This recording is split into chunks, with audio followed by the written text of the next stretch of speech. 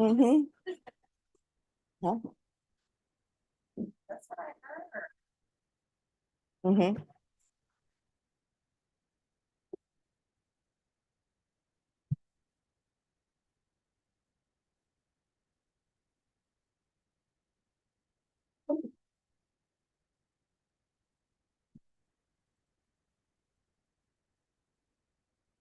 Hello.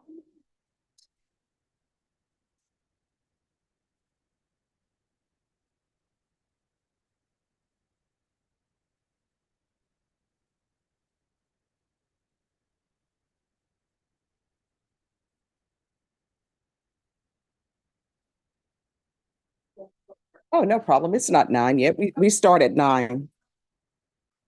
Sean, what was that commercial? We will serve no wine before it's time. So we will not start court before it's time.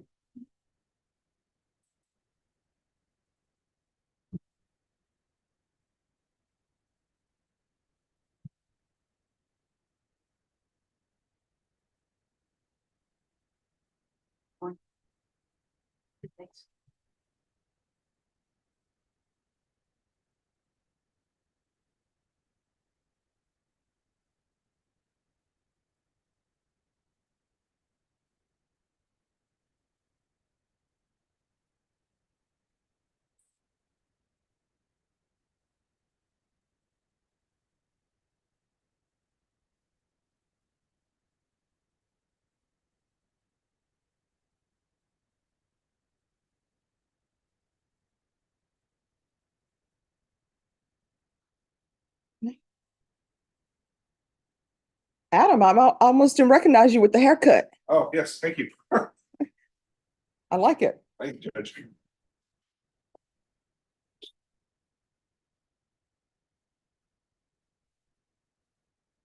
Miss Sean, I'm still looking for my t-shirt. Oh, I haven't even started to even. I'll find something, I'm quite sure. Yeah.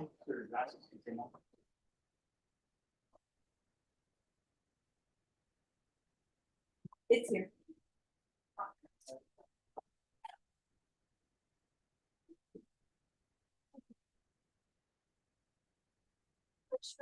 Only for me.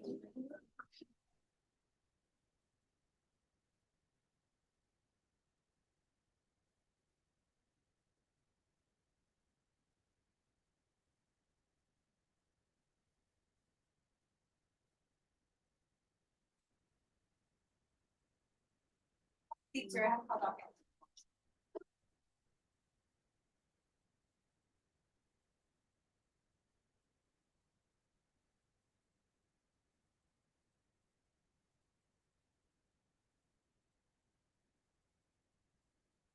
All right, everyone, I'm going to call the docket.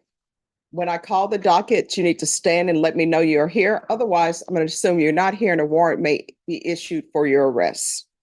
In custody, we have Francel Braggs, Rebecca Alvarez, Renee Cantu. Morning, Your Honor. Good morning. Thomas Navarro is in custody. Rick Contreras, Robert Uridalis, custody. Oscar Martinez, custody. Carly Green.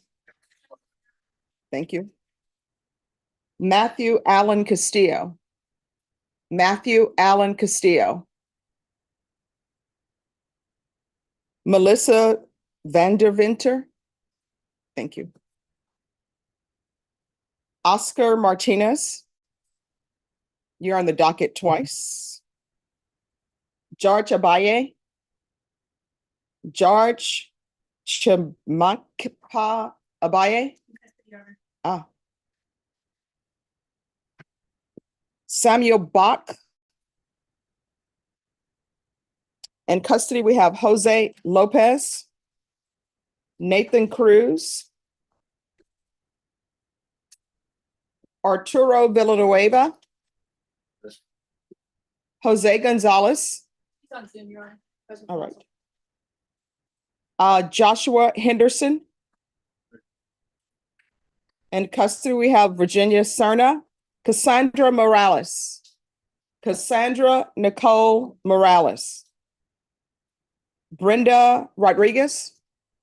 How do you pronounce your middle name? Rocio. Okay. First one. Manuel Cortez.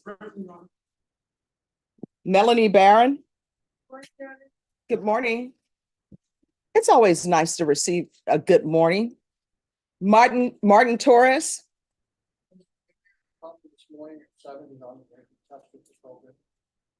All right. All right. See, I tell people COVID is still out there. Michael Johnson, custody. Enrique Soriano.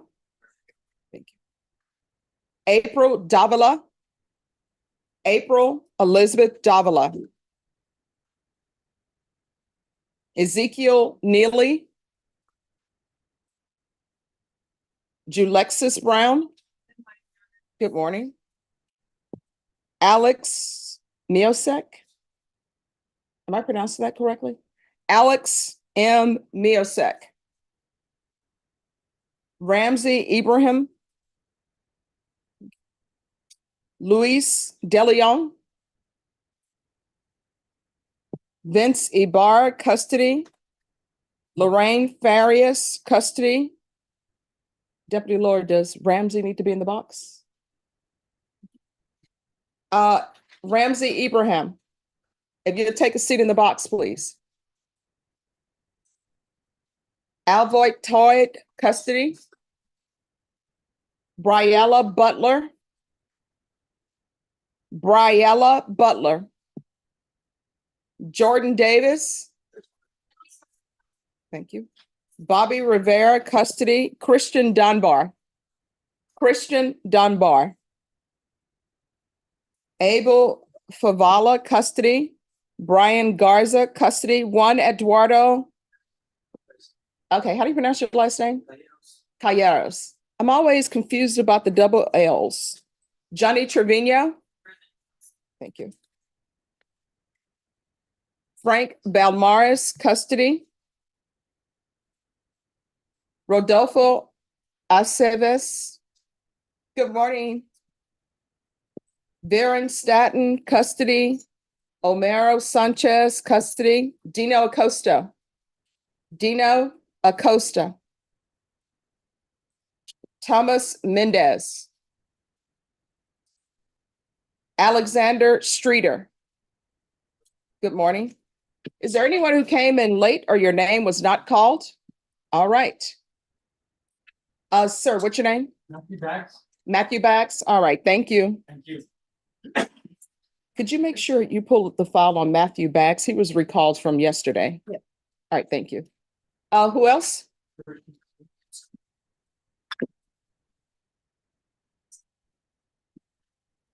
Is Christian Smith on the docket? Do you have your case number or SIT number? Do you know who your attorney is? I'm sorry, stand up. All right, he'll be here, just wait. Anyone else on this side who came in late or your name was not called? Over here, came in late or your name was not called. All right, attorneys, these are the rules. I ask that you follow these rules. And there's always somebody who doesn't follow these rules, and then they're giving me the stare down at the bench. So listen very carefully, because we are going to have a jury trial today. Somebody's going to jury trial today. So these are the rules. The files to the left, those are criminal trial division files. The files sitting here are family violence files. Attorney just said his client has COVID. So let's not crowd each other. This is what and it's COVID, cold. People come in, they want to sneeze over people. I've never understood that. I guess people didn't watch Sesame Street when you're growing up, where you're supposed to use, Kleenex. We have plenty of Kleenex in here, so don't cough over people. So attorneys, this is all you need to do. And I promise you, you'll be taken in the order of appearance. Pull your file out of whatever box, place your file on the desk and have a seat, so that the prosecutor, if they need to, they can refamiliarize themselves with your case, and they will call you in the order in which they receive your file. Once you have conferred with the state confer with your client. If your client is in custody, yes, they need to be called out. Just ask the deputy, they will bring them out. Once you have requested your client, do not leave the courtroom because for security reasons, we can only have so few inmates in the box. My understanding, some inmates in other courts may have not made it because they were being disruptive at the jail. Of course, I tell them the defendants in the 187th would never do that. So I have faith that all of the inmates for this court are going to arrive. If your client wishes to speak to the court in a language other than English, whether you speak the language or not, we're going to need an interpreter. So when you approach, let the clerk know that you need an interpreter. Just have a seat. The minute that interpreter comes here, you will leapfrog to the front of the line because we have a limited number of interpreters and they're only in each court for about 5 minutes. The court reporter, everybody forgets this rule. When we are on the record, attorneys, you know we're on the record because I call the style of the case. If you're in the box, move it to the end. I have quickly learned that nobody knows how to whisper. We've lost that ability. I guess unless you're a spy or you're an agent, you will know how to whisper, but either you're not whispering or your client's not whispering. So just move them down to the end. I am the only person in this courtroom who can give you a continuance and give you a reset. So don't run to the deputies, don't run to the clerk saying, I need a reset, because I'm the only person who can do that. So for your case to be finished for today, has to come through me. If it doesn't come through me, it's not finished for the day. People in the audience, we're starting a jury trial this afternoon. If you don't see your attorney here and it's 11 o'clock, you should probably pick up the phone and call them. Otherwise, you know what's going to end up happening? You're going to have to come back on Thursday. And to all of the attorneys, don't rush me at 11:45 because we're not going to be rushed. We are stopping at 12. Don't come approaching me at 12 because whether you see me on the bench or not doing paperwork, technically, I will not be here. The deputies need their lunch break. Probation need their lunch break. Everybody needs a lunch break so they can get their mind together that they are not retired and we have to come back. If you have somebody who is on probation or they're here for sentencing, talk to the probation officer. All right. So the day is Tuesday. Good thing about Tuesday, it's not Monday and we're closer to Friday than we were yesterday. So everyone confer with a smile on your face, even if you have to fake it, and be kind to each other. Confer. Deputy Laura, are the rules going to be followed? Yes. All right. So the jury trial will start this afternoon. So we'll start with jury selection. My understanding, it's a murder case. And then after they do jury selection on Wednesday, I normally don't have docket so that we can spend all day just with trial. And usually the trials are completed by Friday. Sometimes it could run into Monday if maybe the jury's out deliberating or something. Today, yes, with jury selection. Hi, how's it going? She is in court reporting school. Yeah. Morning. I'm in trial and impact. I need to run back over Oh, there. who's your client? Carly Green, she is here. Oh, have them pull the file and I'll give you your reset. Big judge. Dope and evading. So they're trying to get there. They're gonna start up here at 12. So that's Thursday afternoon. Okay, thank you. All right, Carly Green. We filed a motion to modify bond. I'll give a copy of the state and hopefully, but we'll. I mean, do you want to hear that right now? It's possibly. You know what, it's saying May 25th. It's already passed. May 25th. Yeah. But, oh, we just filed it last night. It may not even be the file. Oh, okay. Yeah, it's all right. All right, so you're in jury trial? Yes, ma'am. All right, so everyone, please whisper. When do you think the trial will conclude? Thursday afternoon. All right, so when do you want this called back? Because I know sometimes you have to have some downtime from a trial. Well, I'll say this, I'm out of town the first 2 weeks of July. Going to Canada, right? So sometime either between then or after that, if that makes sense. All right, so you want July 15th? We get back on the 16th. I would say the 17th or later would be ideal. All right, you want to do it the 18th? That works. All right. Just set date. Then I'm gonna see if we can get the bond thing modified as well. What? Yeah.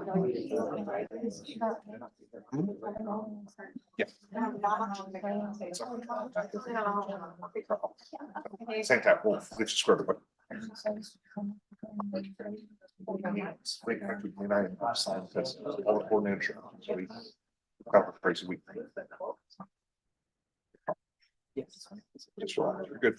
I promise.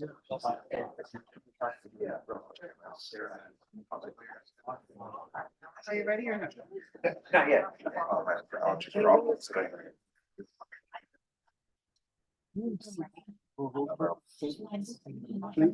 And just put a bunch of stuff in.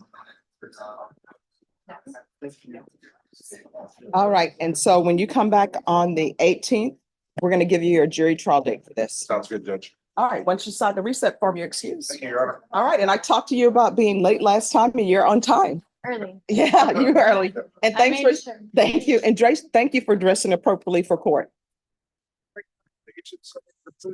Phone number on the bottom, I'll get you. Oh, you're lucky. Coming in under the. Phone number, just, yeah, the some on the bottom.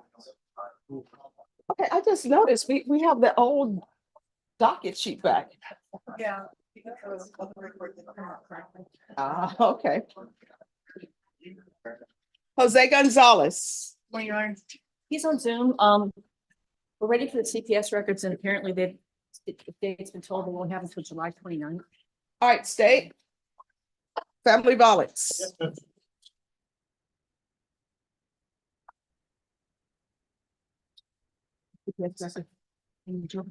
All right, Jose Gonzalez, are you there?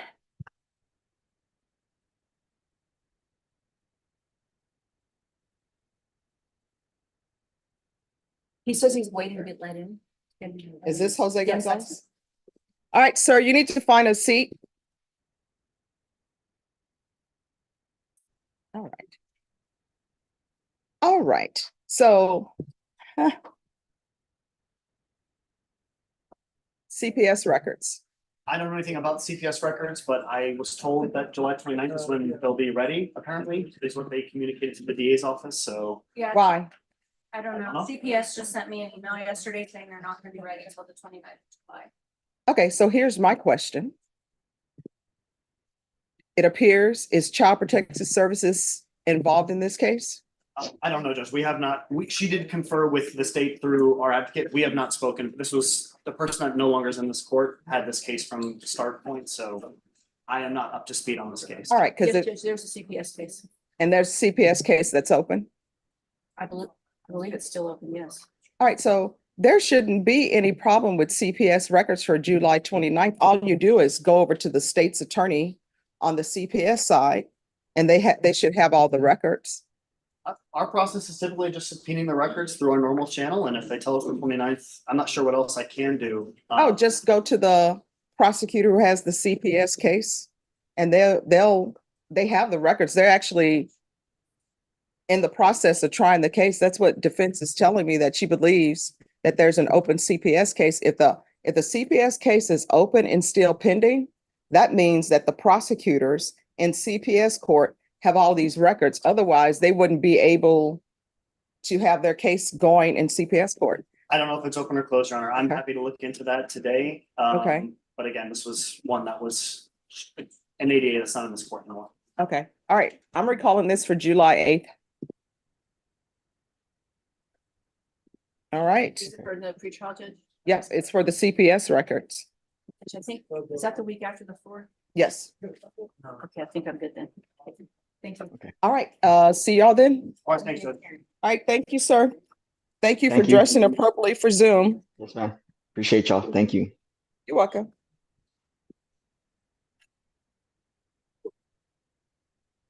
Zach, who was that person who, Miss Helmo, Judge, okay. in and out. She leaves, but yeah, absolutely, we'll look into it, Judge.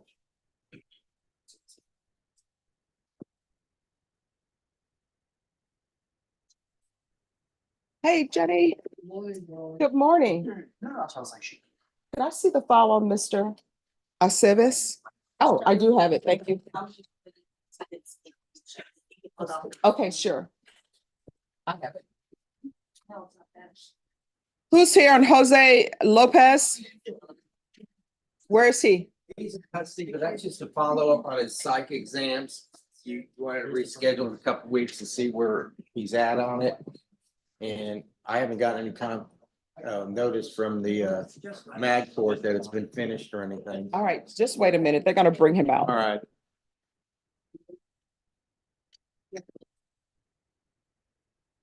Jordan Davis. Yes.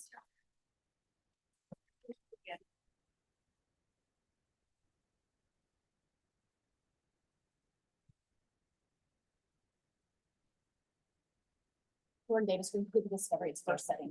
We're missing discovery that we're asking all of them to. All right. So where are we on this case? Your Honor, it's a first setting. I have reviewed the discovery that we received. We are missing portions of a dash cam and asking the state to go back to the police department and see if they preserved it. So that's what we're asking for continuance based on. And state, how long will it take you all to see if there's dash cam? I mean, 3 weeks, rather than it max. All right. So is July 15th enough time? That should be sufficient, Your Honor. All right, we're coming back on July 15th for the dash cam. Thank you. You're welcome. Thank you, Your Honor. He needs a reset form. Okay, I'm not letting him go, Your Honor. I'm just having him have a seat. All right, Okay. yes.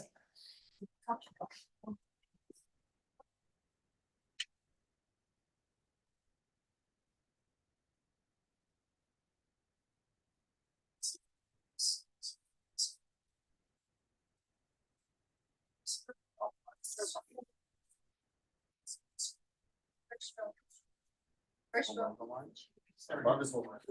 Below is the line. What is below the line? It's whether it's. Your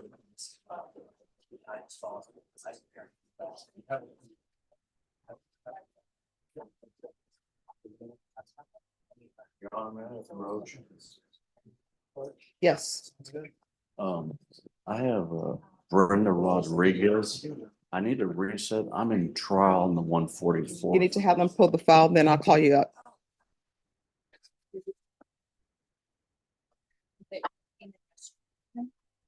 Brenda Rodriguez.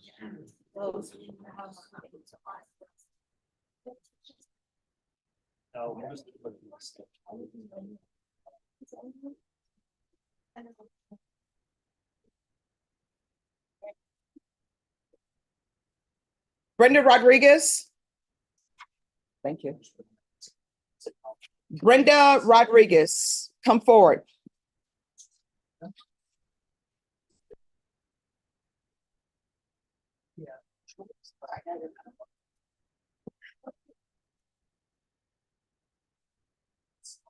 All right, so defense, did you tender your mitigation information to the Yes, I state? did. I emailed to Escobar. Okay. And what are you trying? What's that? What are you trying?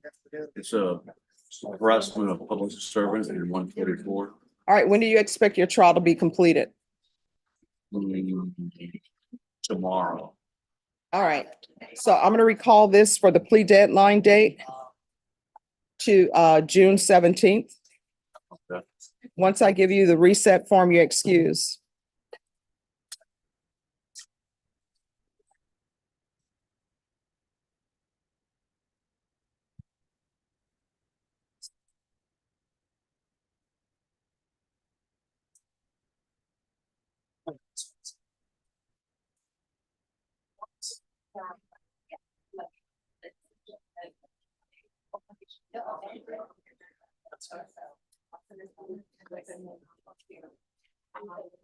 Okay, thank you.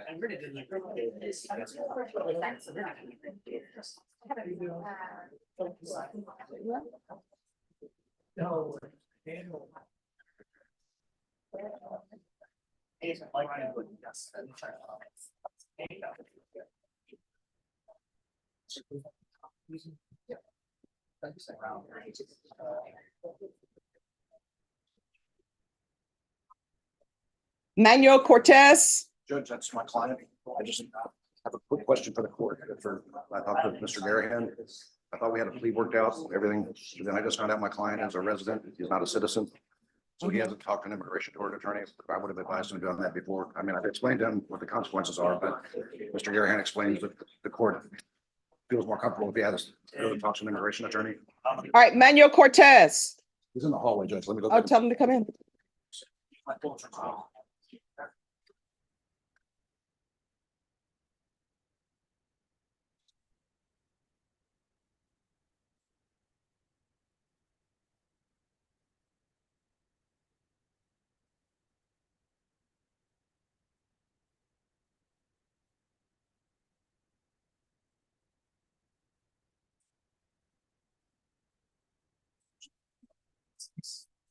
Hello. Hey.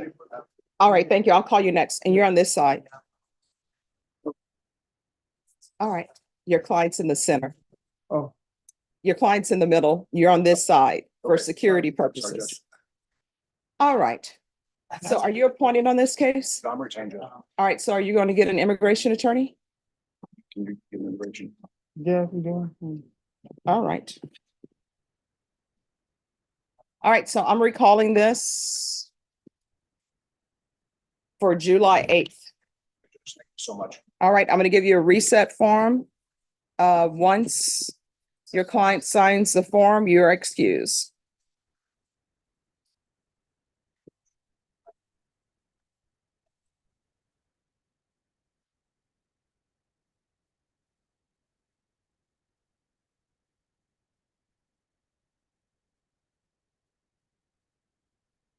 What day of the week is that, Judge? Is that That's a Monday.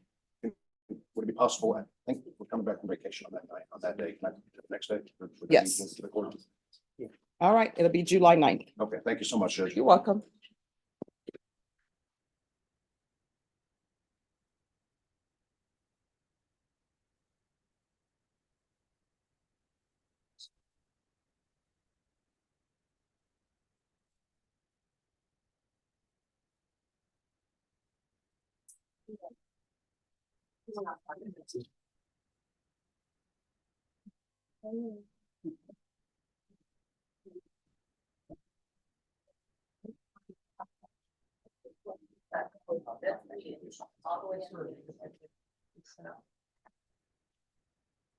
Thank you.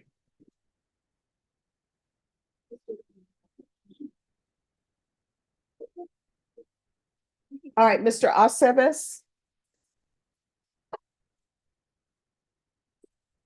Hey, it's always good seeing you. Good seeing you, Your Honor.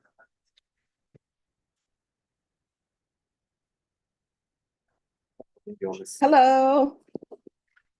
Thanks for dressing appropriately for court, but you always do. So how's life treating you? Pretty good, pretty good. Thankfully, I haven't given a job, being occupied, same with my family, that someone's wanting to. Okay, awesome. Job. Well, is there anything you need from the court? Can I tell him to, something to my attorney? Sure.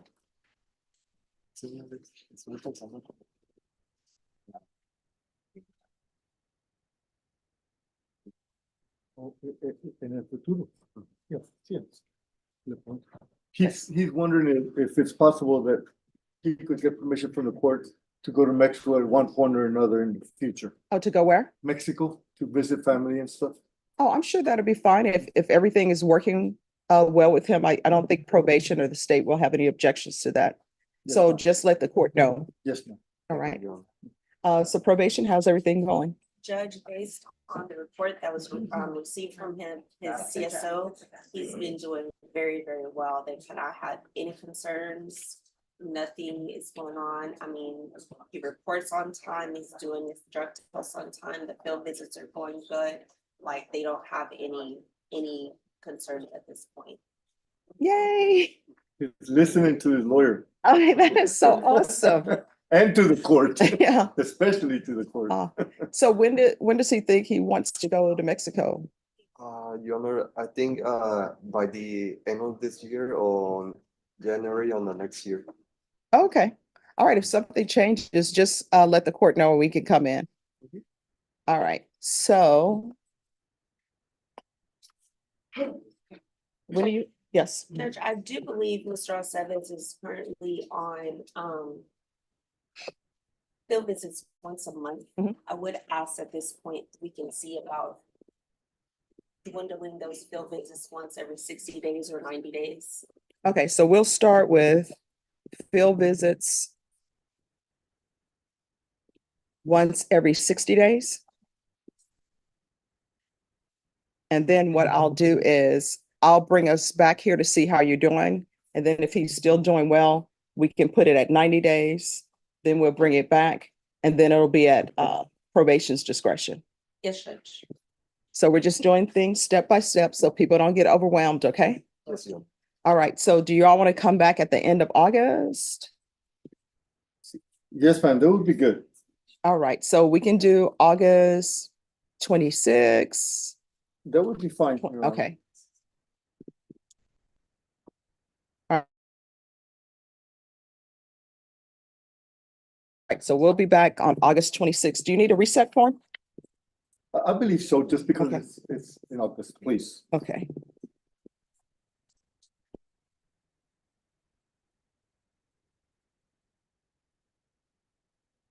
I'm very proud of him, Your Honor. He's doing Yes, I everything am right. too. He's doing excellent. I always get giddy when people are doing well because I want everyone to succeed. I believed in him from day one. I just. I know you did. Something about him that I just, after many years of working in this business, you can tell who's good. Yes. All right. Thank you, Your Honor. Thank you so much. Thank you. Thank you so much. Yeah. May he be excused. Oh, once he signs the Let me give reset you- form, Yes. then we are excused. Have a great rest of your day. Thank you, you too, Your Honor.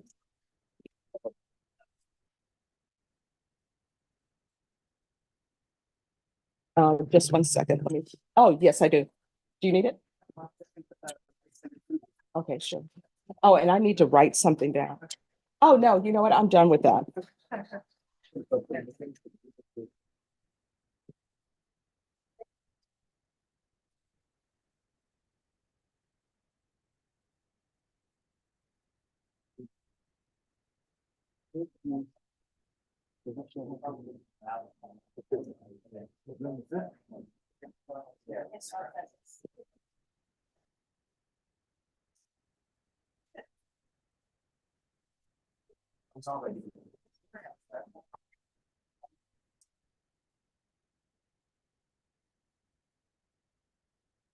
All right, Martin Torres.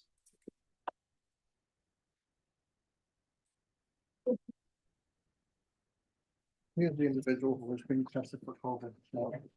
All right, and so is it, do you have the results? I don't have the results yet. All right, so we'll, What I want to explain to you, we were here for discovery issues. Mhm. And the state says there are no changes in the discovery at this point. Since I don't have the results yet, I want permission to go to other courts and then come back and see if I get results. sure. All right, thank you. Thank you. Julexis Brown.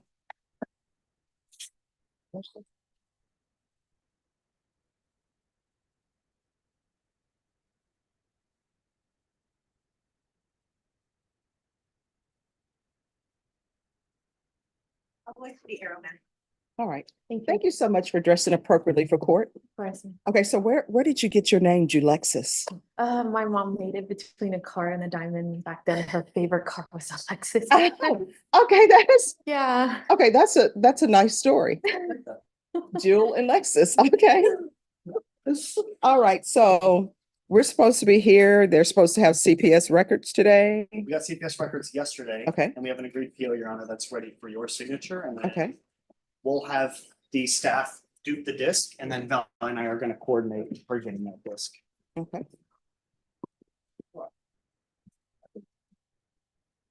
Thank you, Joe. You're welcome.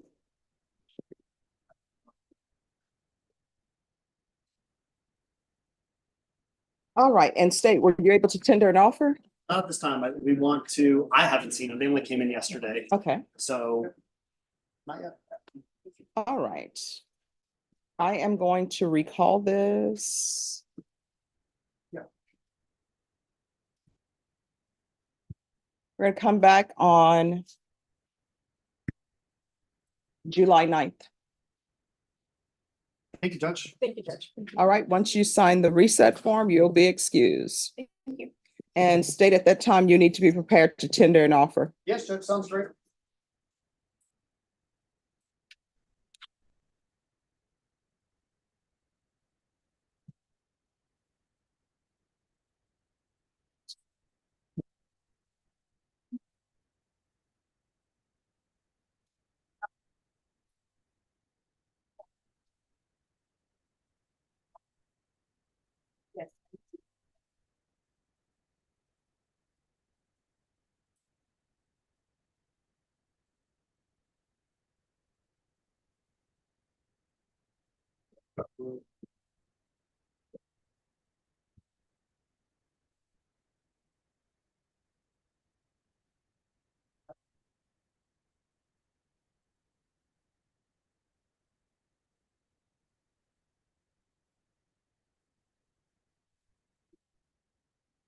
And on this one, they're not ready to approach yet.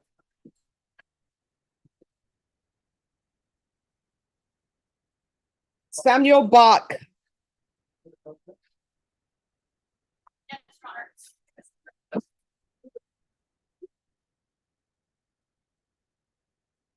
Good morning again. Hi. All right, you all are scheduled for jury trial today. We are, I filed a motion for continuance yesterday. I came in last week and talked to the state. I talked with Daniel Escobar. They're not opposed to the continuance. We requested medical records from the primary care provider of the deceased complaining witness. It was over 1,500 pages. Was in back-to-back jury trials. I've been through most of it, but at this point, what's telling is that particular complaining witness went to his primary care provider the day before and verified that he was taking 20 different medications. All right, so let me stop you. One, I don't have a copy for the motion for continuance, so Sorry. no problem. There you go. It's all in there.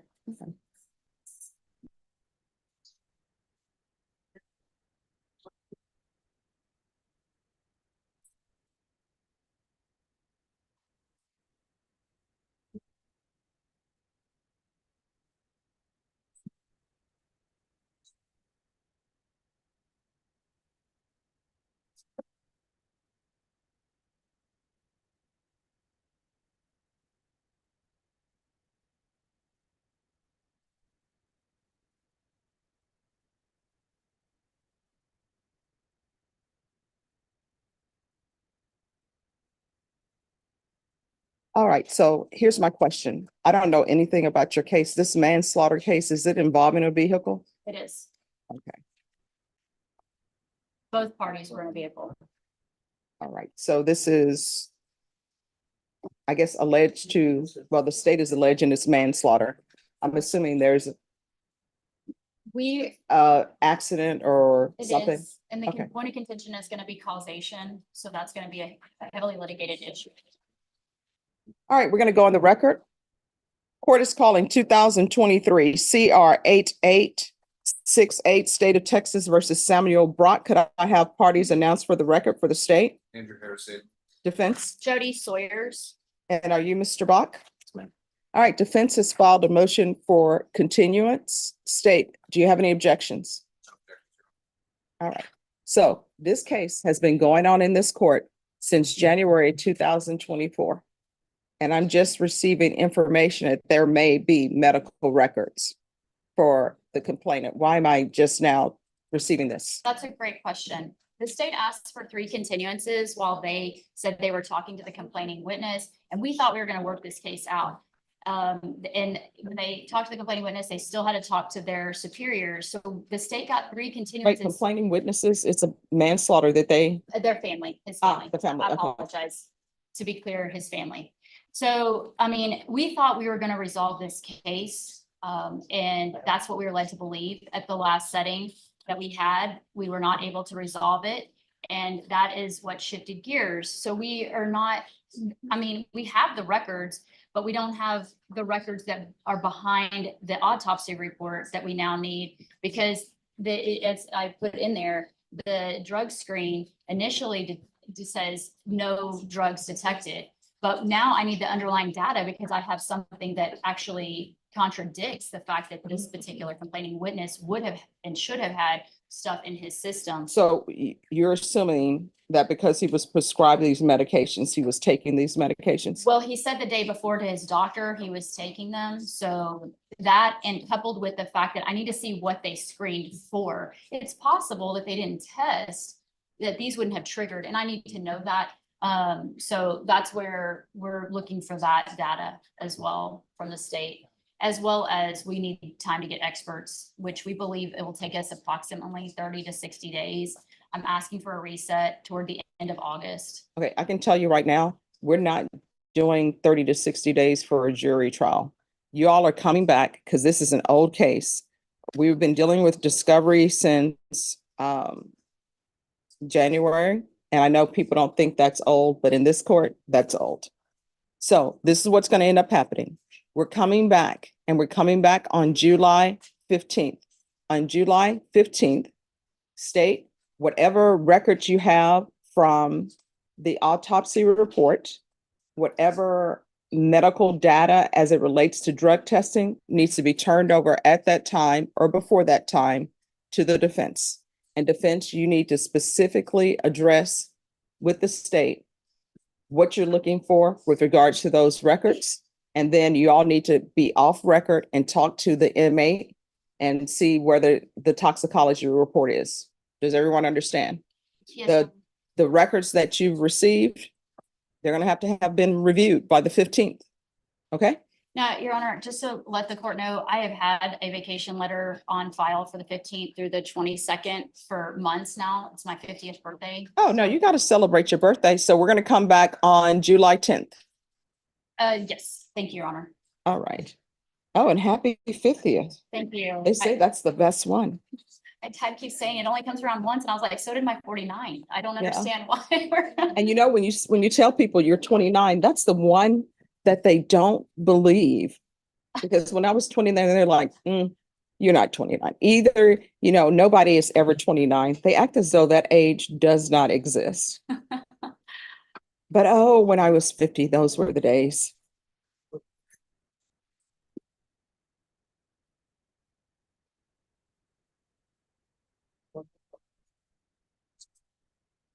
All right, once you sign the reset form, you're excused. Okay, thank you, Your Honor. You're welcome. Have a good day, Your Honor. Thank you, and thank you for dressing appropriately for court. Thank you.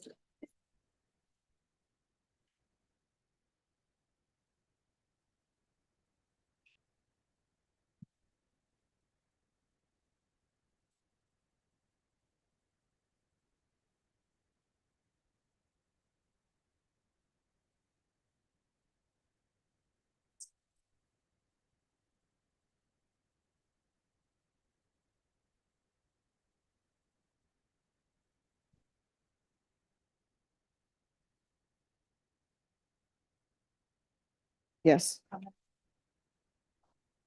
We usually do 75, I think. Yeah. And put them down for 11. All right, thank you.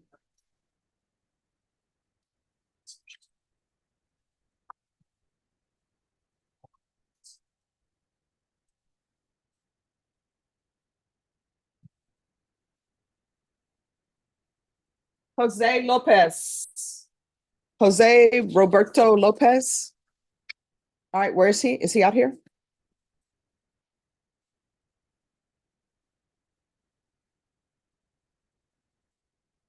All right, Mr. Lopez, have you seen a doctor yet? No, man. No, Your Honor.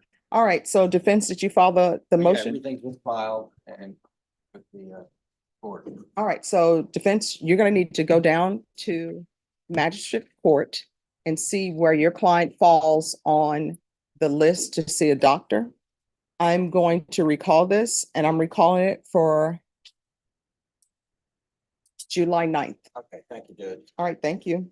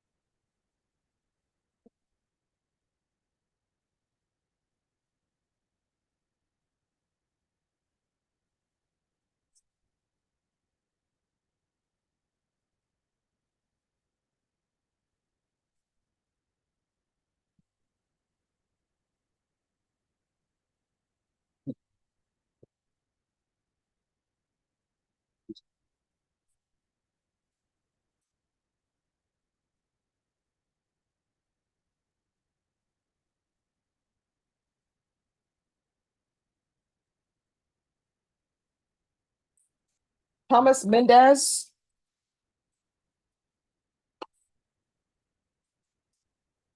All right, thank you.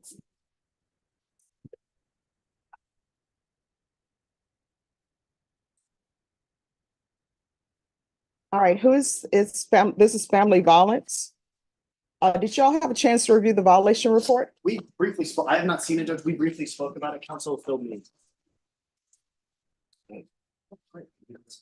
All right, then if you'll step back, have him review this, and then I'll call you back up. And you need to remove the gum if you're chewing gum. Okay. All right, just have a seat. George Abaye.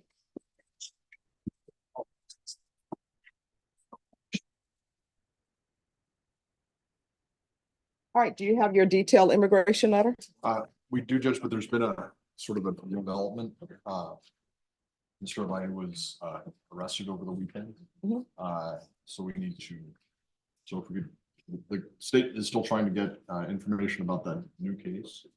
If we could, so now we're gonna need to get both of these issues addressed to figure out what's in Mr. Abaye's best interest. All right, so I'm telling you all right now, your plea deadline date for this case, regardless of what is happening with another case, this case has been going on for a year because there's been a waiting on his immigration status. The court is not going to be waiting for a new case.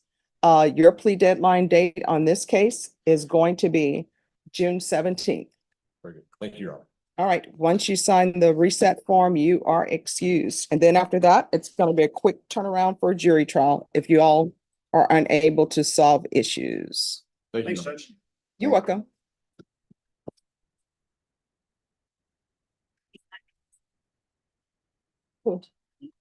Okay, thank you.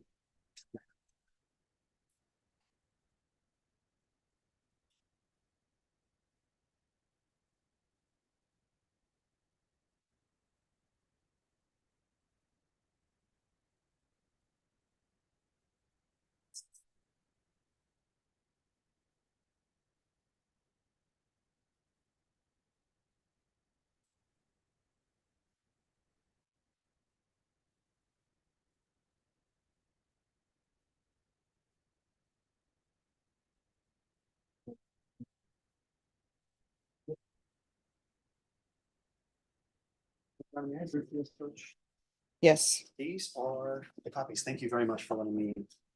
Council told me everything, Judge, but All right, just give me one moment.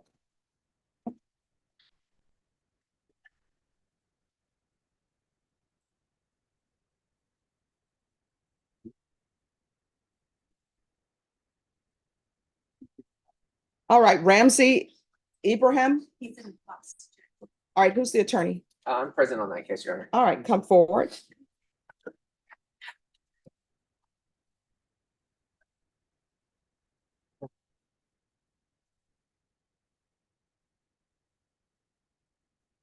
All right, so your attorney has filed a motion to withdraw. Have you talked to the client about the motion to withdraw? Yes, Your Honor.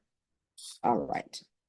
We're going to go on the record. Court is calling 2024 CR 3624, State of Texas versus Ramsey Ibrahim. Could I have parties announced for the record? This is Criminal Trial Division for the state. Defense. Matthew Allen. And are you Mr. Ibrahim? All right, your defense counsel has filed a motion to withdraw. They're alleging that they have been unable to contact you. All right. Cell service. I'm sorry, what? My cell phone service is on out. All right. So do you have any objections to their withdrawal? All right. What is your objection? I would like to keep them on as my attorneys. Well, they no longer wish to be your attorneys. I understand. So is that correct, defense? Yes, Your Honor. All right. So I am not here to interfere in whatever contract you have with them. I'm just here to hear the motion to withdraw. And they're saying that they can't get in touch with you. I'm saying that I'm putting the extra effort to be in touch with them. All right. And is the only issue contact? Yes, Judge. There was just, no communication from text message. We mailed a copy of the motion to withdraw as well. Didn't hear anything until today when he showed up. All right. Well, he's here. You all want to talk? We did talk, Your Honor. Mr. Wolf has been on the case, spoke to him originally. I've confirmed with him that because of the issues that have preceded this to this day, that we do wish to move forward with a motion to withdraw. Well, who is the attorney The attorney, in the firm I'm that sorry. was handling his case? I believe he spoke with Mr. Jason Wolf. All right, so- Originally, and I confirmed after speaking with him, I confirmed with Mr. Wolf this morning that he does wish to move forward with the motion to withdraw after explaining what was explained to me. All right. And where's Mr. Wolf? He's in Kendall County. Okay. All right. Any objections to proceeding with this attorney? He's within the firm. Yeah, I respectfully disagree. Well, no. My question is, do you have any objections to proceeding with this attorney? This attorney is within the firm, or do you want Mr. Wolf to appear? I would like to show. All right. Then we'll wait for Mr. Wolf. You'll remain in custody. All right. Thank you. Thank you, Your Honor. All right. Now on Thomas Mendez.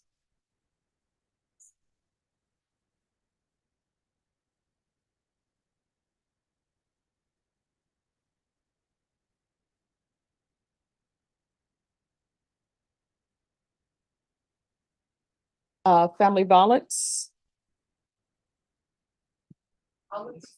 Okay. He did the kazoo thing from the Flintstones. He just popped. He's disappeared. All right, we'll wait for him. Okay. And then we'll take it up immediately. Mhm. Counsel, do you know if Mr. Wolf is going to be able to be here today? Or if, Notify him right now to see. all right, if not, we can recall it.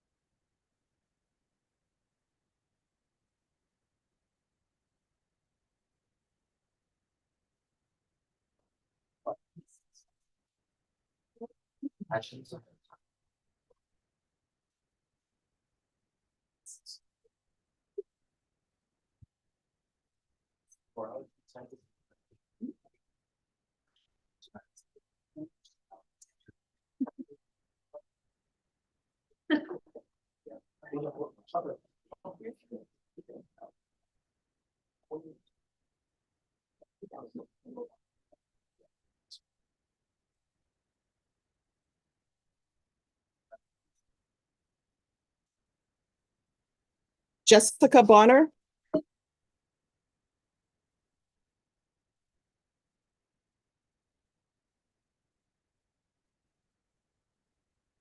Do you have a file stamp for the plea? I'll take care of it. Oh, no problem. Thank you.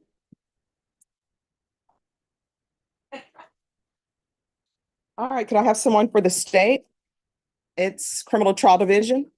Court is calling 2024 CR 4983, State of Texas versus Jessica Marie Bonner.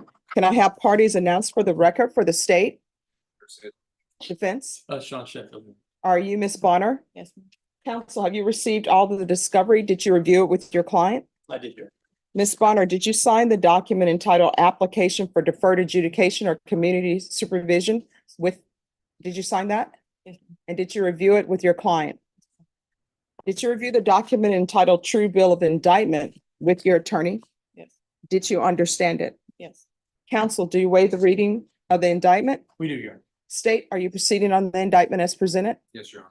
All right. Did you review the document entitled Court Admonishments and Defendants Waivers and Affidavit of Admonitions with your attorney? Did you understand it? Yes. Did you sign it in all the appropriate places? Yes. Did you understand you're charged with the offense of fraudulent use of possession of identifying information, less than 5 items, elderly person? That's a third-degree felony. Range of punishment is anywhere from 2 to 10 years in prison and up to a $10,000 fine. Did you understand? yes, ma'am. If you have a plea bargain agreement with the state, court does not have to follow your agreement. If for any reason the court does not follow your agreement and gives you more than you bargained for, the fact that you entered a plea will not be used against you and you will be allowed to withdraw your plea. Did you understand? Did you understand you have a right to jury trial, a right for you or your attorney to cross-examine and confront any witnesses the state would call and the right to remain silent? Yes, ma'am. Did you understand by entering this plea, you were giving up those rights? And did you intend to give up those rights and enter into a plea in this case? Did you understand if the court were to grant your application for deferred adjudication, if for any reason your deferred adjudication were revoked, the court could find you guilty, sentence you up to 10 years in prison and up to a $10,000 fine? Yes, ma'am. Counsel, has your client been able to provide you with any defenses? She has. Do you believe she has a rational as well as a factual understanding of the charges against her? I do. Do you believe she's currently competent and was legally sane at the time of the offense? Yes, sir. Ms. Bonner, has anyone threatened you, coerced you, or placed you in fear to get you to enter the plea? Anyone promised you anything other than the plea? Satisfied with the way you've been represented? Yes, ma'am. Are you a U.S. citizen? Yes, ma'am. Court will find that defendant has knowingly and voluntarily waived her right to jury trial. Did you review the plea bargain page with your attorney? Did you understand it? Yes, ma'am. According to the plea bargain agreement, there's a $2,500 fine. State is recommending deferred adjudication. There's to be restitution to Caroline Caldwell. Did you understand that to be the plea? Yes, ma'am. Defense? Yes, sir. State? Yes, Your Honor. Did you All right, so everyone, we're on the record. No talking behind the court reporter. If you need your person moved to the other end, they can be moved to the other end. Did you review the waiver of appeal paragraph with your attorney? Did you understand it and sign it in both places? Did you understand by signing that you're waiving your right to appeal? The only items that can be appealed are written pretrial motions that have been filed, heard, and ruled upon by the court. Did you understand? Yes, ma'am. Counsel, have there been any such motions? Yes. Outside the agreement, state is requesting that your deferred adjudication be for a term of 8 years. There be a TAP evaluation, 200 hours of community service restitution, and no contact with Caroline Mullins Caldwell. Did you understand those are recommendations from the state and the court does not have to follow those recommendations? Yes. Then to the offenses charged, how do you plead? Guilty, not guilty, or no contest? No contact. State any evidence. Contained in Exhibit 1 and attachments. No objection. All right, you may be excused. Thank you, Your Honor. Did you review the document entitled Waiver and Consent to Stipulation of Testimony and Stipulations with your attorney? Yes. Did you understand it? Did you sign it in all the appropriate places? Again, did you understand you have a right to jury trial? A right for you or your attorney to cross-examine and confront any witnesses the state would call, and the right to remain silent. Did you understand that today the state will be presenting evidence in the form of witnesses' statements and police reports, but most importantly, there will be no live testimony? Did you understand? Court will find that defendant has knowingly and voluntarily waived and consented to stipulation of testimony and stipulations. Court will accept into evidence state's exhibits 1 and attachments and review the same.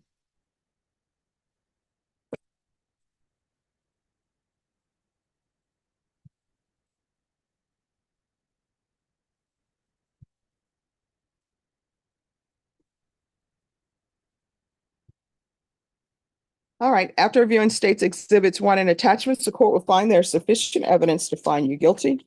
Court will defer finding of guilt as you've applied for deferred adjudication. Are you proceeding with sentencing? Yes, sir. Anything you wish to say on behalf of your client? Your Honor, we just asked court to follow these recommendations. All right, what's the name of the complainant's son who allowed you in the home? It's David Swagwell. What's your relationship to him? He was a friend. All right, do you have any children? Yes, I do. What are their ages? 18 years old, 17 years old, 16 and 15-year-old. And who are they with? They're with their dad right now. What's your drug of choice? I was on meth, but I've been clean. All right, were you clean when you committed this offense? No. All right, so why are you taking things that don't belong to you? I was in the wrong place. I needed money at the time with my kids, and it was just opportunity, and it was wrong for me to do it. Who is Melissa Campos? That I have no idea. And is Child Protective Services involved in your case? I don't think so. I'm not sure. When's the last time you had employment? Well, I was working as a cleaning houses, and then I lost that. Mhm. All right. Anything else? No. This is what the court is going to do. Court is going to sentence you to a $2,500 fine. That will be probated. Thank you. 8 years deferred adjudication. There's to be no contact with the following persons: Caroline Caldwell, David Caldwell,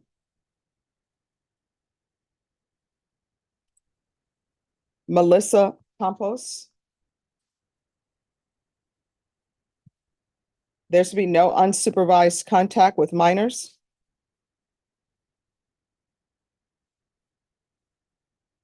There's to be a referral to felony drug court. That'll be first.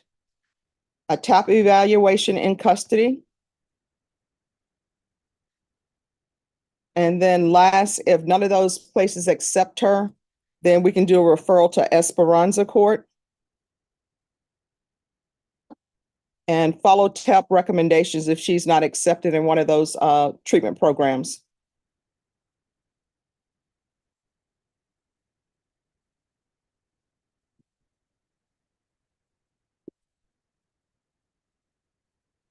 There's to be the UA hotline. Regular reporting by Zoom or in person.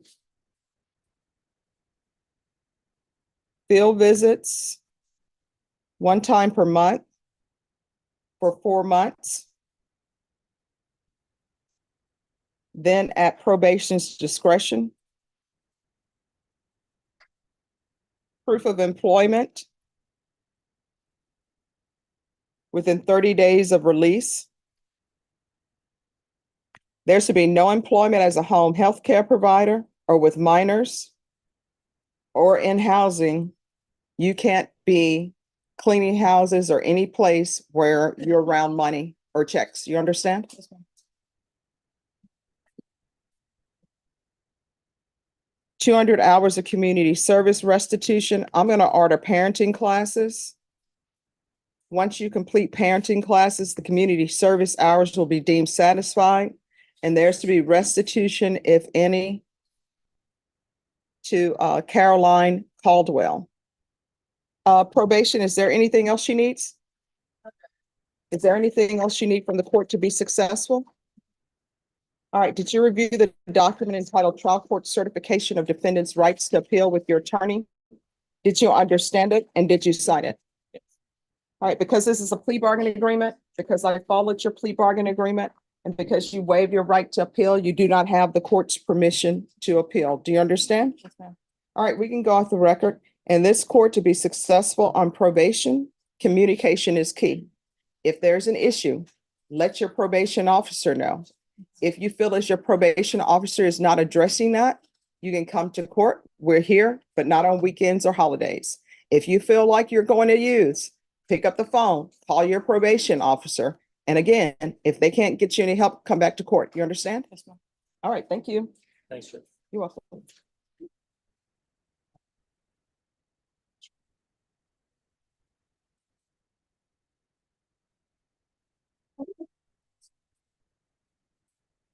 Deputy Laura, do you have Bonner on the docket? She's not on the docket, Judge, but you can call the yesterday. All right. Thank you. All right, on Thomas Mendez, are you all ready? Yes, Your Honor. Thomas.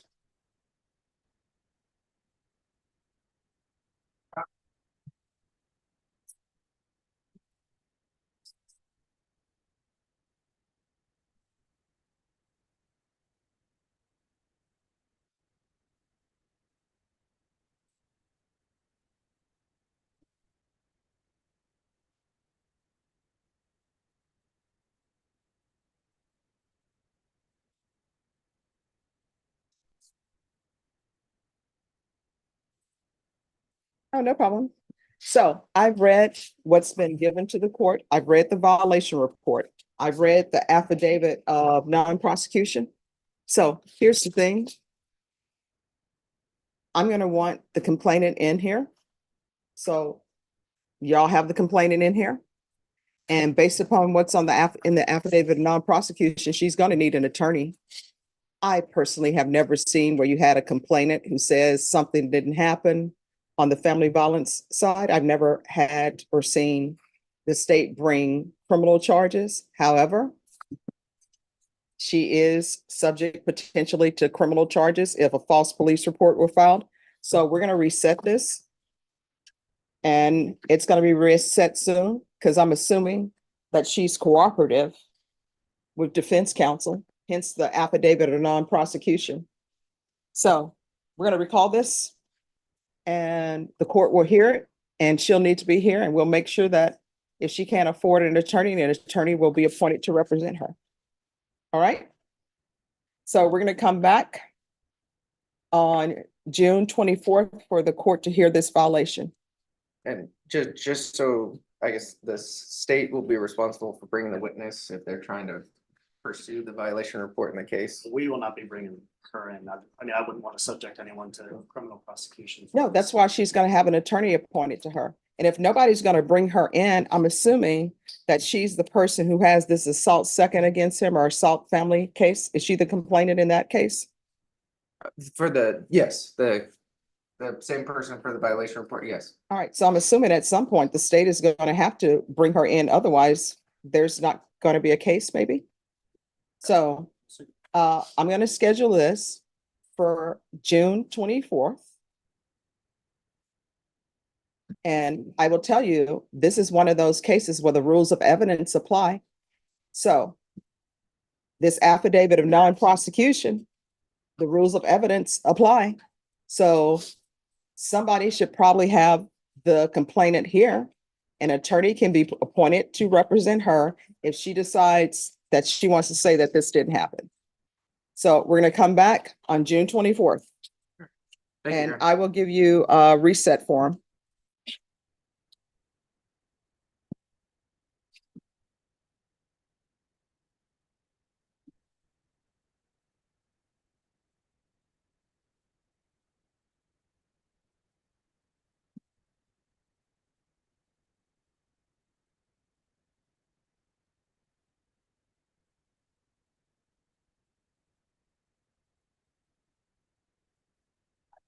All right, once you sign the reset form, you're excused. Thank you. You're welcome. Judge, I did get a hold of Mr. Wolf. Mr. Ibrahim, looks like he's gonna handle coming for quite a while. Oh, no, we can recall it for a different day. Okay, And then what we'll do is we can recall it for the 13th. okay, is that Thursday? Mhm. Yes. That'll work. All right, can I see the file on Ibrahim? Oh, I have it. I'm sorry. So I'm gonna give a reset form.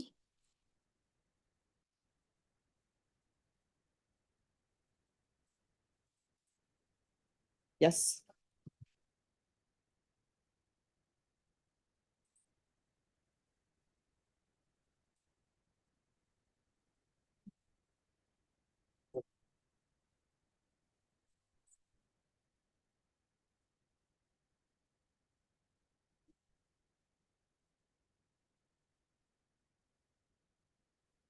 All right, there's that.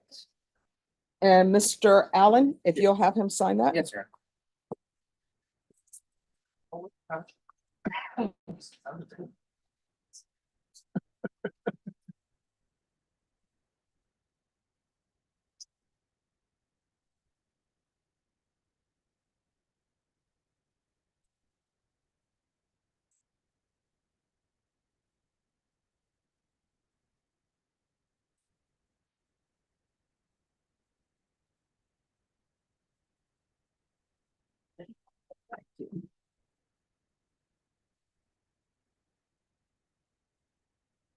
I'm so sorry. What date did I give Mendez? So I can write it on here. It's just the reset form. It's Thomas Mendez. Matthew Allen.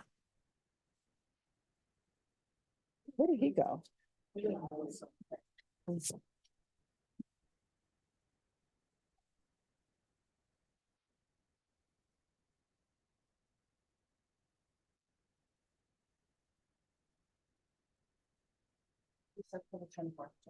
All right, thank you. Oh, no problem.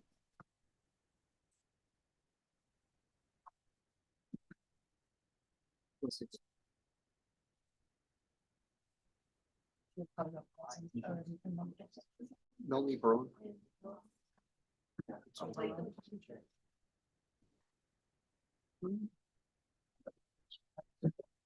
Matthew Allen Castillo.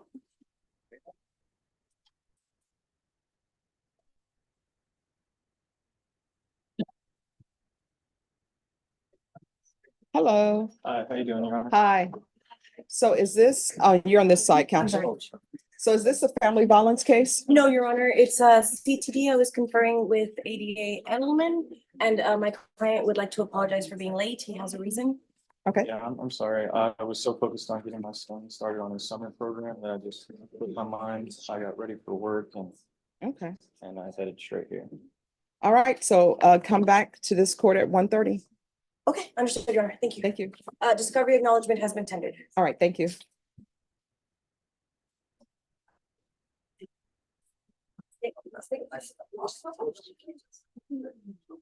Yeah,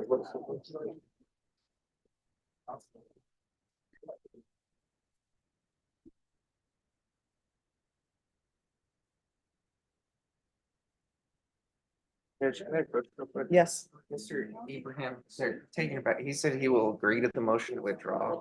Oh, no, he's going back. Yes. Thank you.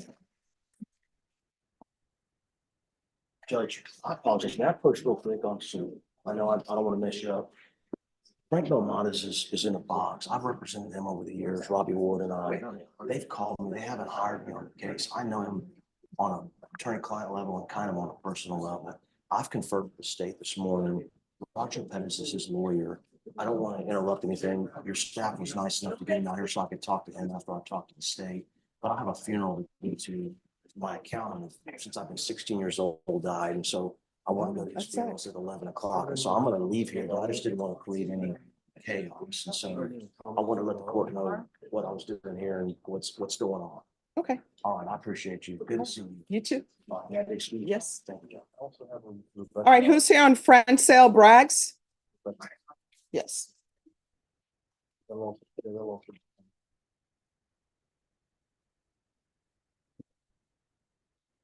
have the top evaluation? Yes, I do. Sure.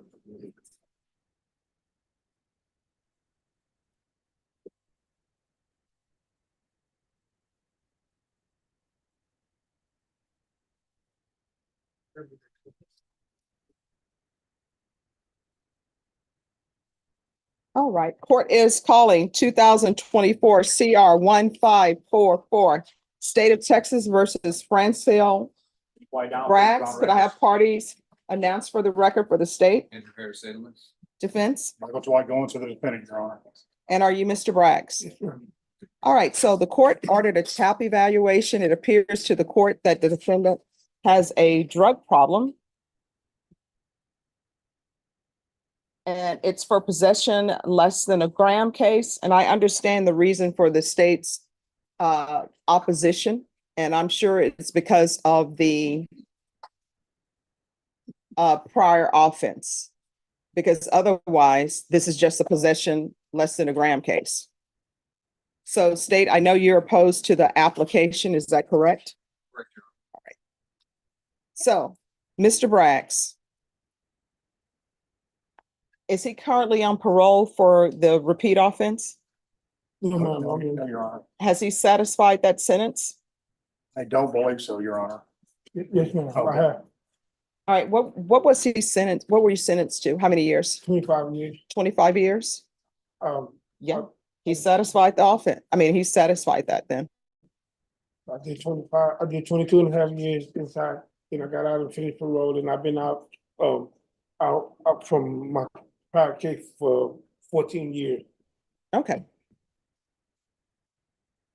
All right, so sometimes I can give people choices, sometimes I cannot. I know that when people look at defendants, they look at their history, right? To make a decision on whether or not somebody should be given probation. I understand that sometimes that's what people are going on. It's not the new case.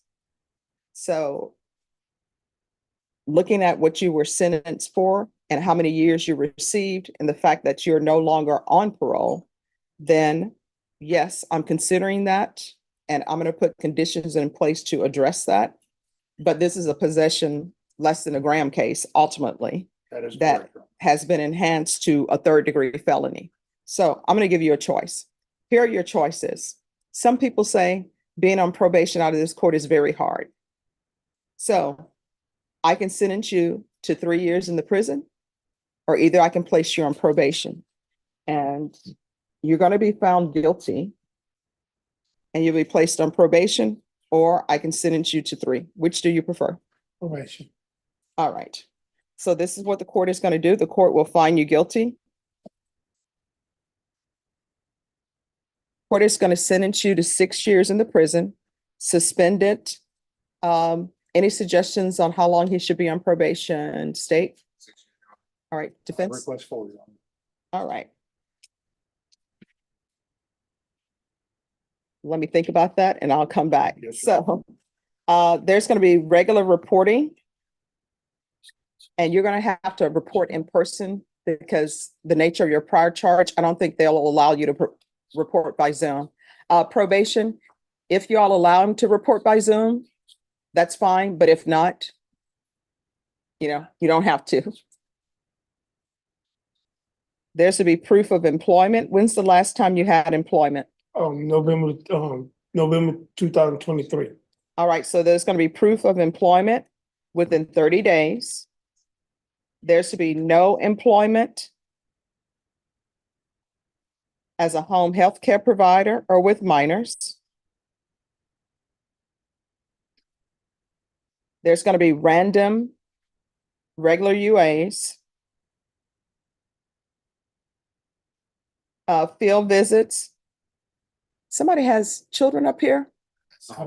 That sounds in the hallway, Judge. And see, that's a young baby, and this courthouse is so germy. People just don't realize, and children don't even have their immune system built up yet. So it's going to be field visits 1 time per month for 6 months. And then at probation's discretion. 120 sober meetings, and 120 days. And we're gonna do supportive outpatient treatment.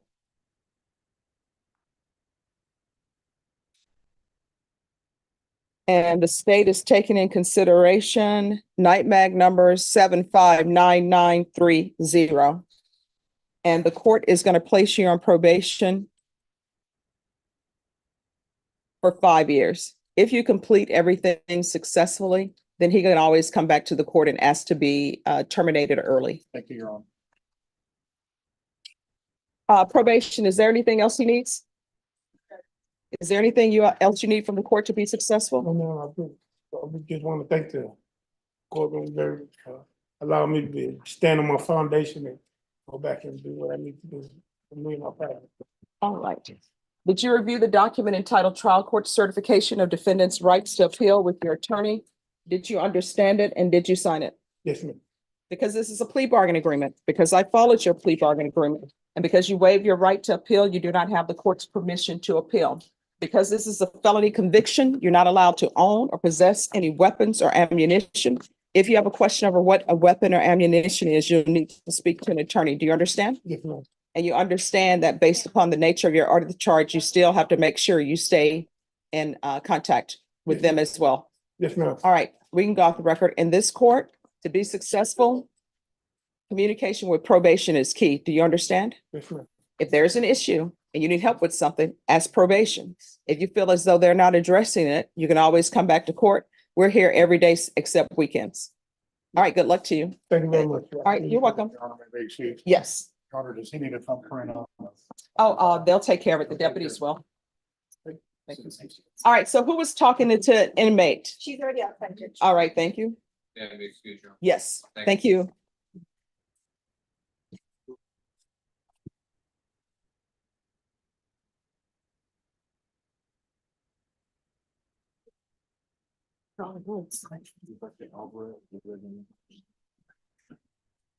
All right, who is here on Rick Contreras? I am, Your Honor. Yes. Judge, Mr. Cook is important to 170 this morning. Mhm. So he is obviously not here because he is down at 1.5. But I was disappointed on the felonies 3 weeks ago. There's evidence I need to review, the videos, all kinds of stuff. I need to review contact some witnesses. So if possible, if we could just reset this matter. Okay, so where's Mr. Contreras? He's in custody.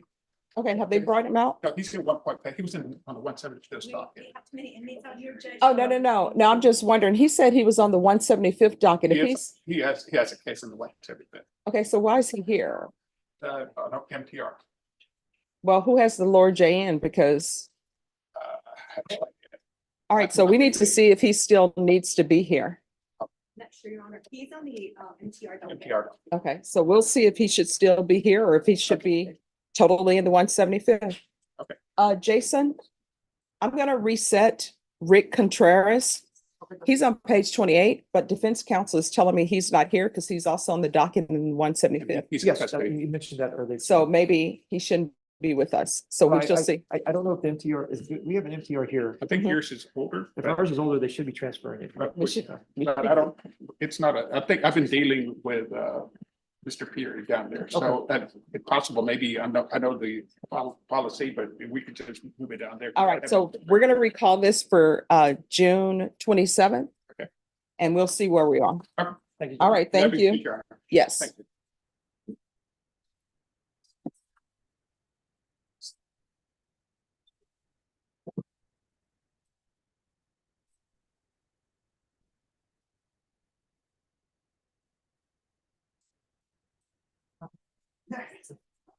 Melanie Barron.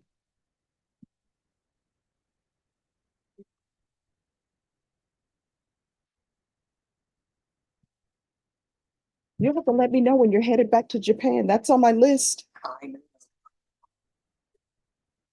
But all the time. I need to go there for the anime alone.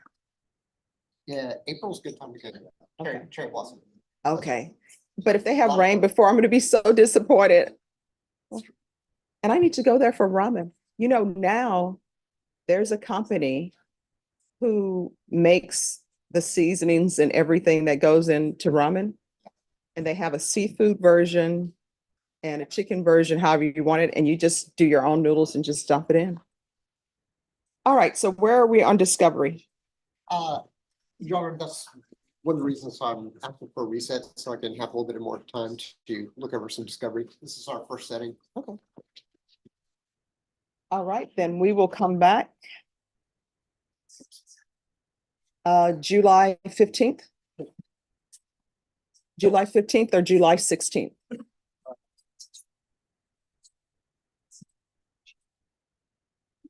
Either day works. All right, so we'll do July 15th. Thank you, Judge. May we be excused? Once I give you the reset form. And she signs it, then you can be excused.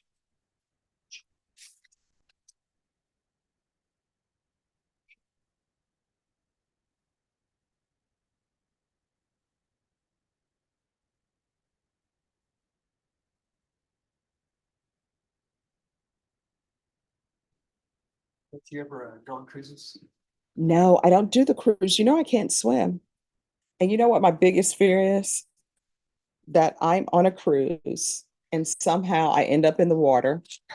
And then the next thing I know, my mom will say, she'll be on everybody's news channel.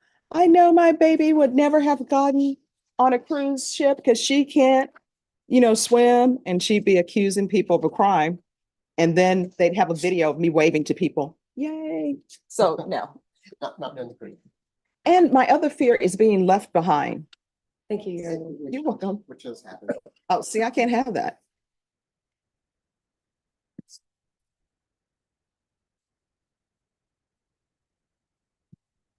Abel Favala. Yes, Your Honor.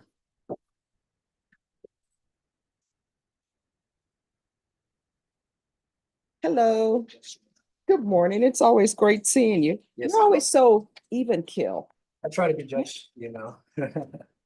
All right. So on this case, where are we on discovery? Yes, Judge, reference to discovery brought to the prosecutor's attention. We believe there's some outstanding co-ban at this time. Officer Patience Marquich 1359. All the other discovery in terms of video seems to be intact, except for that missing piece of co-ban. All right, state. If I recall this for July 22nd, will you have the discovery? If it exists? Yes, Your Honor. I believe that we either produce it or have an explanation as to why it is not in existence and why the SB 111 is wrong is to have an updated SB 111 made available to the defense. All right, so this is what we're going to do. We're recalling this for July 22nd. On that date, states you need to be prepared to tender an offer if all the discovery has been tendered to the defense. All right, is there anything else? Nothing further, Judge. All right, thank you. You're excused. Yes, you're welcome.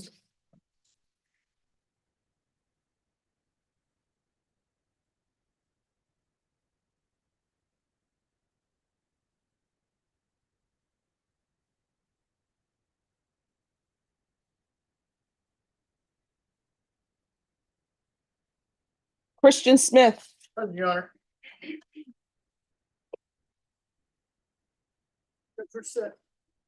For a status. Yes. Let me just find him on the docket. I don't think he's on the document. Yeah. All right. Originally, Yes, we are.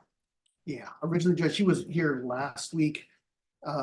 We believed he was into the PTD program. Mhm. We figured out that, and I looked this morning, I got an email saying he's accepted for PTD, but my fault, didn't return the PTD application. I talked to Mr. Garahan about it. What we want to do is do the official process of doing PTD acceptance. And he's already done a theft class, which should resolve the case. Okay. So we're almost there. All right, we're going to recall this for July 29th.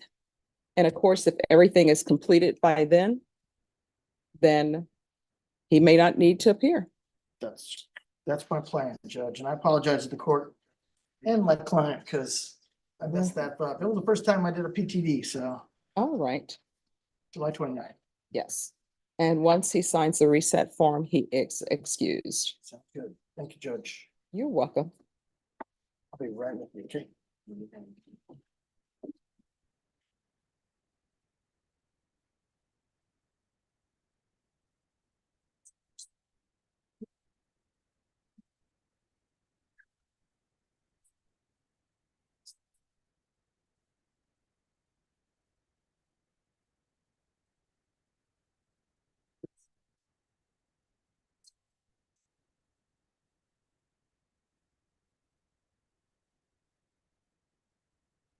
Rebecca Jean Alvarez.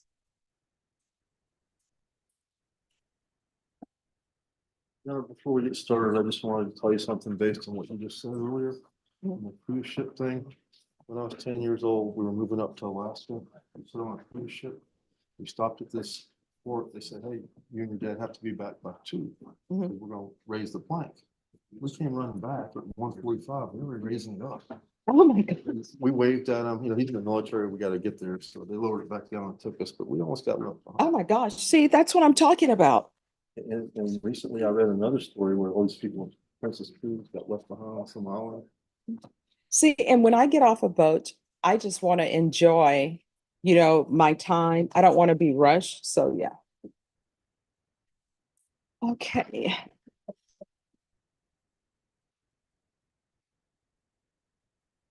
I do have one other witness on this case. Sure, no problem. All right, the court is calling 2024 CR 3101B, State of Texas versus Rebecca Jean Alvarez. Could I have parties announced for the record for the state?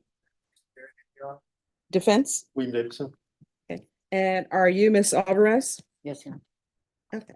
And it's the court's understanding a PSI was not done in this case, correct? Correct. All right. Any witnesses from the state or defense, any witnesses? Yes, Your Honor, Christina Villarreal, who is her girlfriend. All right.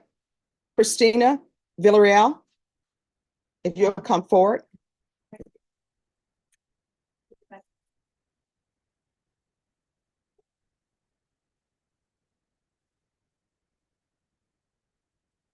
All right. Can you raise your right hand for me? Do you solemnly swear affirm the testimony you give will be the truth and nothing but the truth, so help you God? All right, you can lower your hand. Make sure you keep your voice up so that the court reporter can hear and I can hear. Right. All right, state your name for the record. Christina Villarreal. All right, defense. Yes, Christina, can you please tell me your relationship to Rebecca? She's my girlfriend. And how long have you known her? About 4 or 5 years. Okay. And if this judge sees fit to put her on deferred adjudication probation, will you help her get to any appointment she has to get to? Yes, I will. I have a car, so there's no need to reason why she can't be able to get anywhere or do anything that she requests. And are you aware she's had a heroin problem? Yes, I'm aware. Do you have a drug problem? No, I don't have a drug problem, never been to jail. Okay. And would you tolerate her using drugs in your house or in your premises? No. Okay.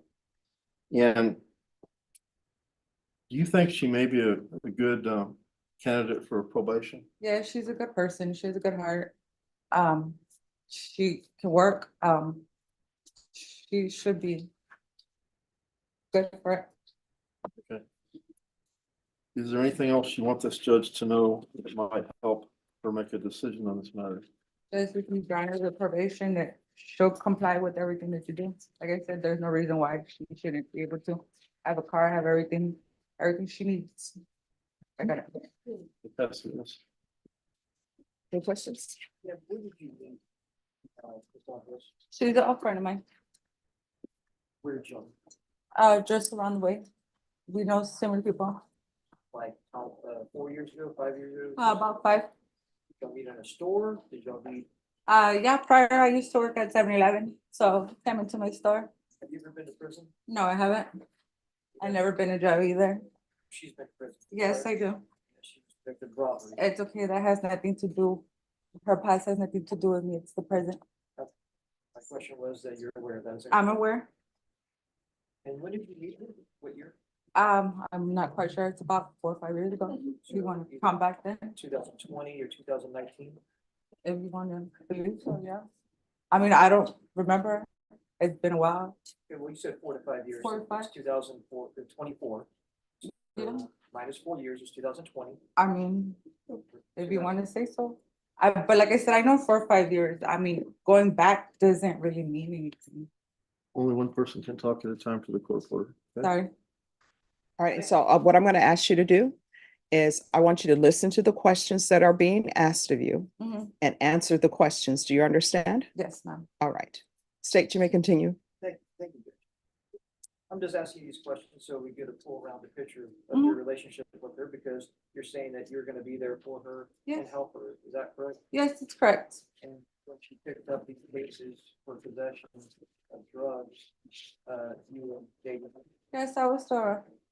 and then in February of this year, 2024, you're also dating of the robbery. Is that Yes. correct?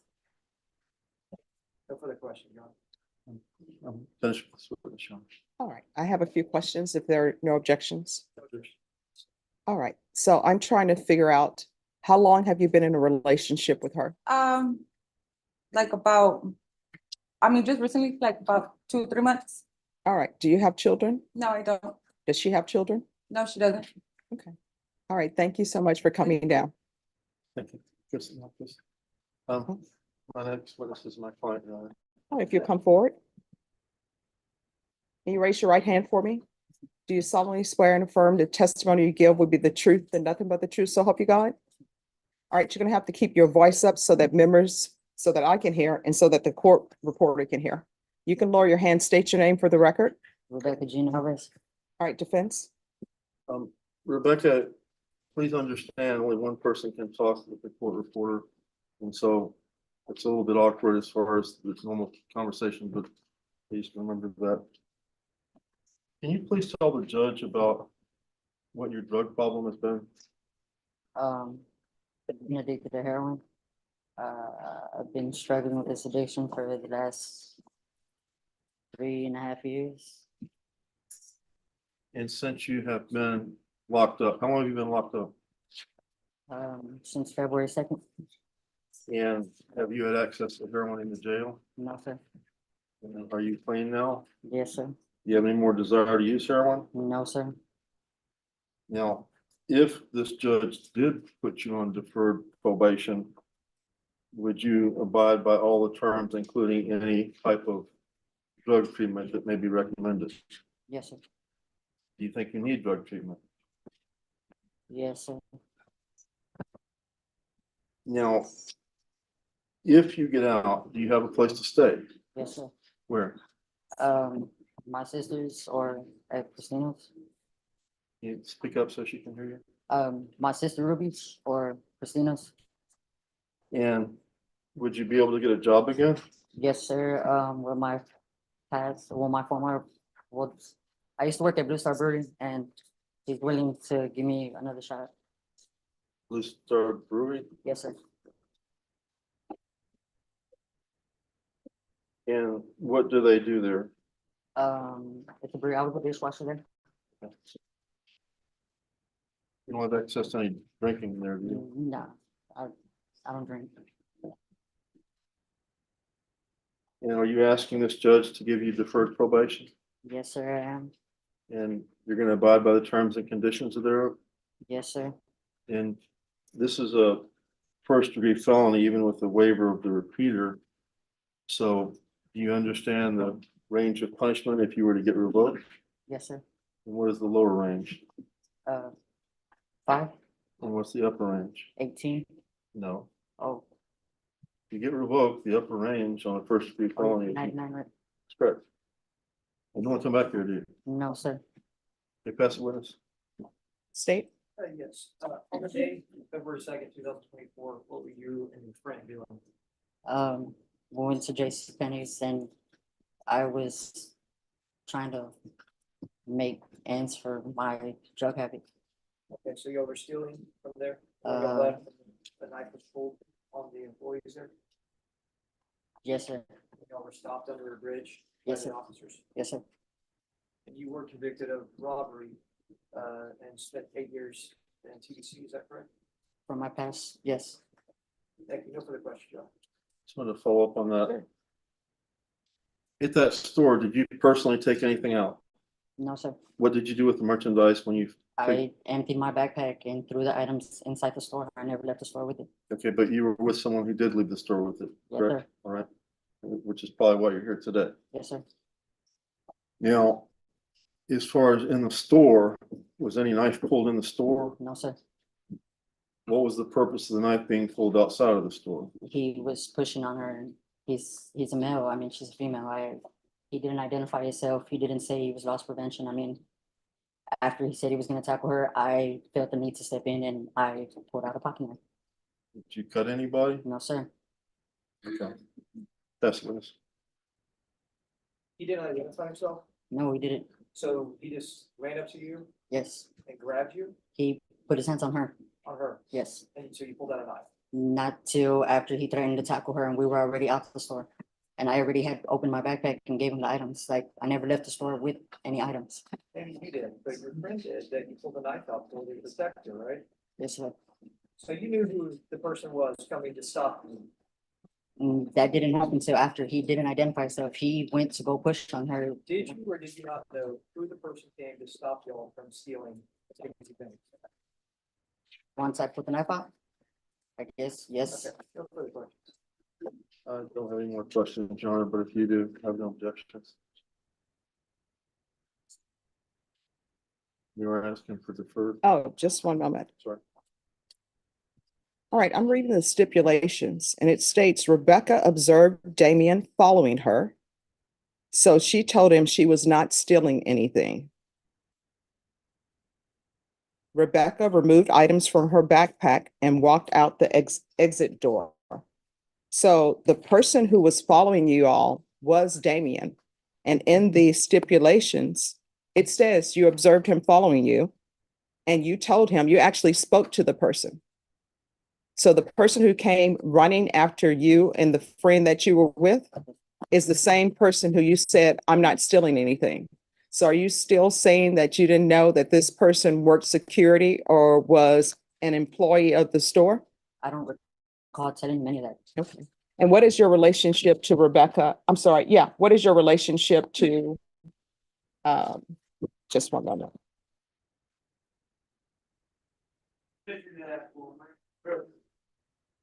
Who is this? We always have people who want to be attorneys. All right. What is your relationship to Corianne Valent? None. She's an ex. All right. So that's your ex-girlfriend that you were with? Yeah. All right. And so while you were with her, I'm not trying to start any trouble, but while you were with her, were you still with the person who came to testify on your behalf? Because her timeline of dating you is during this incident. Corinne was an ex. We weren't in a current relationship. Okay. All right. I always just have questions. Okay. All right. Any other witnesses from either side? Nothing from the state. No, yeah. All right. The court will hear argument. State. State's asking for 18 years.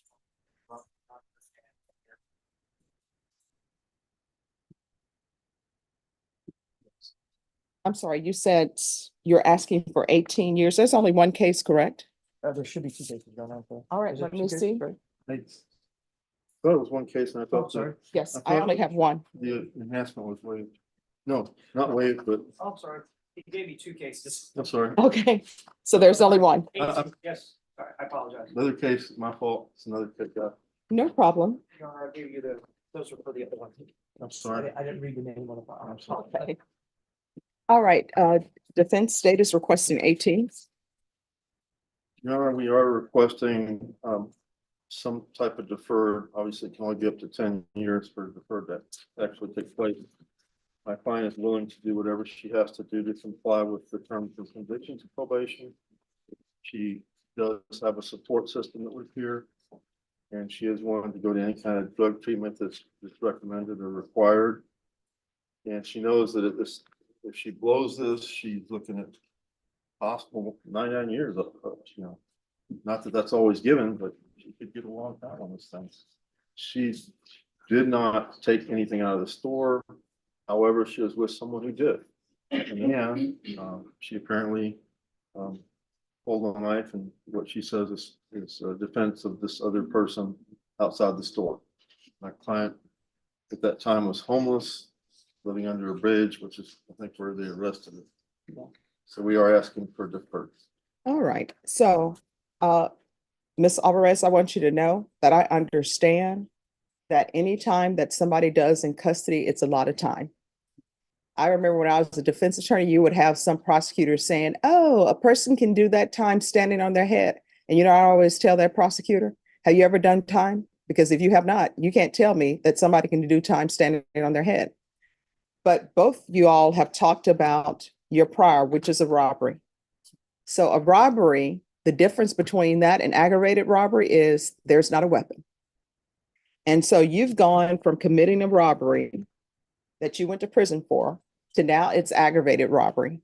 And I don't know why people who are in the wrong feel the need to pull weapons.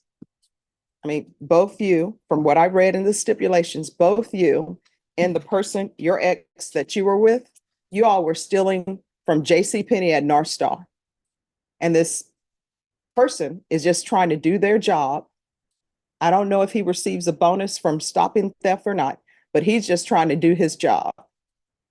And ladies, you can't start a fight hitting on somebody. Should a guy hit a lady back? Absolutely not. But you can't fight a guy and then say, oh, don't hit me, I'm a lady. You can't steal from JCPenney at North Star and then say, oh, don't chase me. Don't grab me and bring me back to the store because I'm a lady. You understand? All right, this is what the court is going to do. The court is going to find you guilty. There's an affirmative finding of deadly weapon. Court is going to sentence you to 18 years in the prison. You're credit for any time served. There's to be no contact with Corien, Corien, Valent, Valent. There's to be no contact with North Star Mall. And there can be the therapeutic community. If you have a drug issue, the therapeutic community does not increase the time that you're in custody. But I have no jurisdiction to force them to allow you in the program, so you'll have to request it. Did you review the document entitled Trial Court Certification of Defendant's Rights to Appeal with your attorney? Did you understand it? Did you sign it? Because this is a plea bargain agreement, because I followed your plea bargain agreement, and because you waive your right to appeal, you do not have the court's permission to appeal. Because this is a felony conviction, you're not allowed to own or possess any weapons or ammunition. If you have a question over what a weapon or ammunition is, you'll need to speak to an attorney. We can go off the record. Here's the thing. If you pick up another felony in Texas, depending on the level of felony it is, that's going to put you in a status as being a habitual offender, and your minimum will be 25 years, and you will not be eligible for probation. Do you understand? All right, good luck to you. May I say one thing, Your Honor? Yes. And I'm sure the court's already aware of this. I just need to state this to make sure it's on the record. There were two counts. The first count was ag robbery. The second count was robbery. Yes. That doesn't change, what she did or didn't do, but the count one had been waived. Yes, no, the count that was waived was count two. Yeah, so this was. Yeah, count two was the one that was waived. The ag robbery was waived. No, let me see the file. I promise you, it was the ag robbery, but they did say that they kept the repeater because they wanted it to be a first degree. No. Count two was waived and the enhancement was waived, and they proceeded on count one, and count one is the aggravated robbery. All right, thank you. Okay, thank you. All right, thank you. All right, who's here on Thomas Navarro? That's my next case, Your Honor. All right. That's why I gave him 2 files. Oh, no, I understand. That's why I had that. Both problems.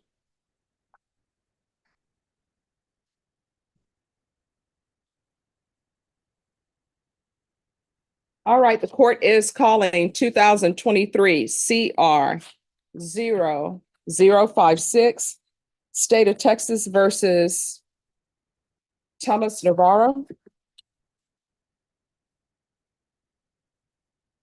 And just one moment. Excuse me. On this case, I don't have the admonishments, the waiver and affidavit of admonitions. That's both of us today. No, I guess the other one mixed up with this one, so Oh, no problem. as far as that last issue. All right, if you all will just have a seat, they're gonna try to find where the admonitions are. So just have a seat and we'll take that up. Oh, no problem. Alex Miosek? Yes. You had car trouble. Yes. So Judge, my client called me this morning about 7:45. He had engine trouble this morning. He said his engine blew up. Mhm. So I informed him to get his car towed, get me some paperwork to provide to the court. So I'm asking the court if the court would allow me the opportunity to provide that to the court. And then give him perhaps a setting next week. Oh, I'll give him till 1:30 to give me something to show that. Okay. All right, All right. Thank you. thank you.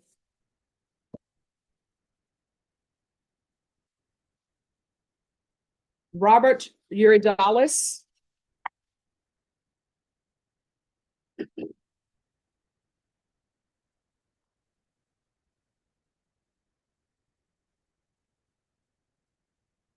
Is this a motion to revoke?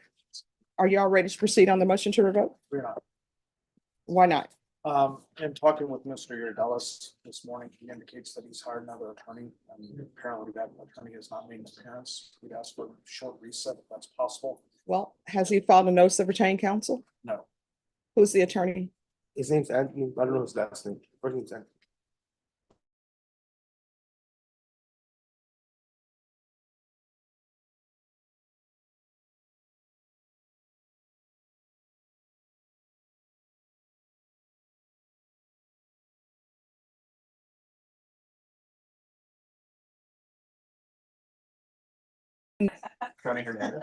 You know what? This is bringing me back to my days as a defense attorney. You remember when your client would ask you to find a star witness and they would just give you their nickname?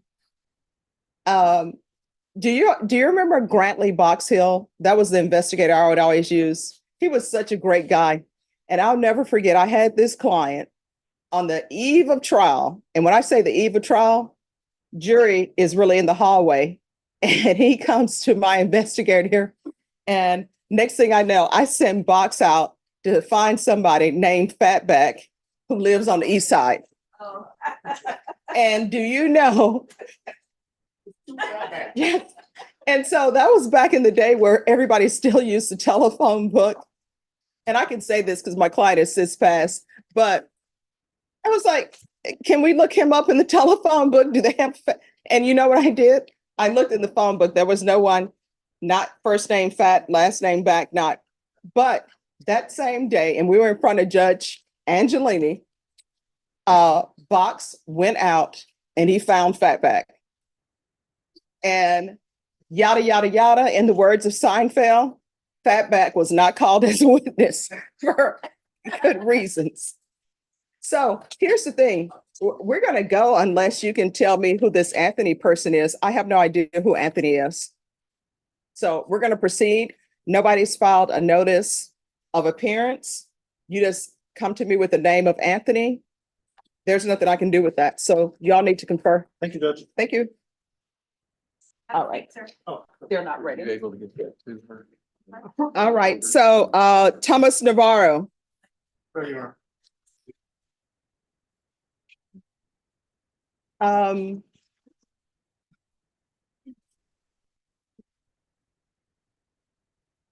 All right, court is calling 2023 CR 0056, State of Texas versus Thomas Navarro. Could I have the parties announced for the record for the state?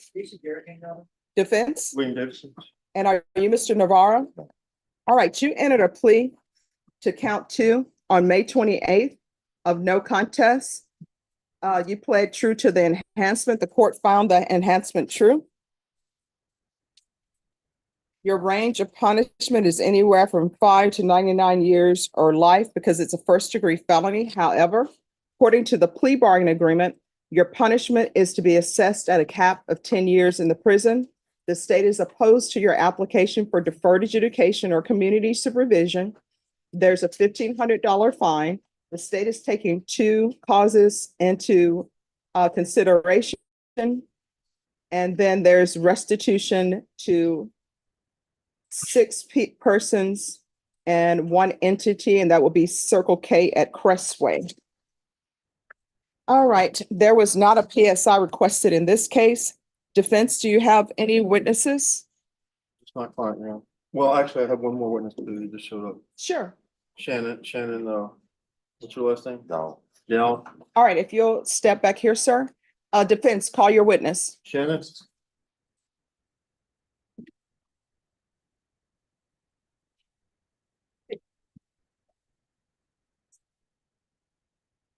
And here's the. All right, if you can raise your right hand for me. Do you solemnly swear and affirm the testimony you give will be the truth and nothing but the truth, so help you God? I do. All right, you can lower your hand. Make sure you keep your voice up so the court reporter can hear and I can hear. Okay. All right, state your name for the record. Shannon Dowdell. Shannon. Dowdell.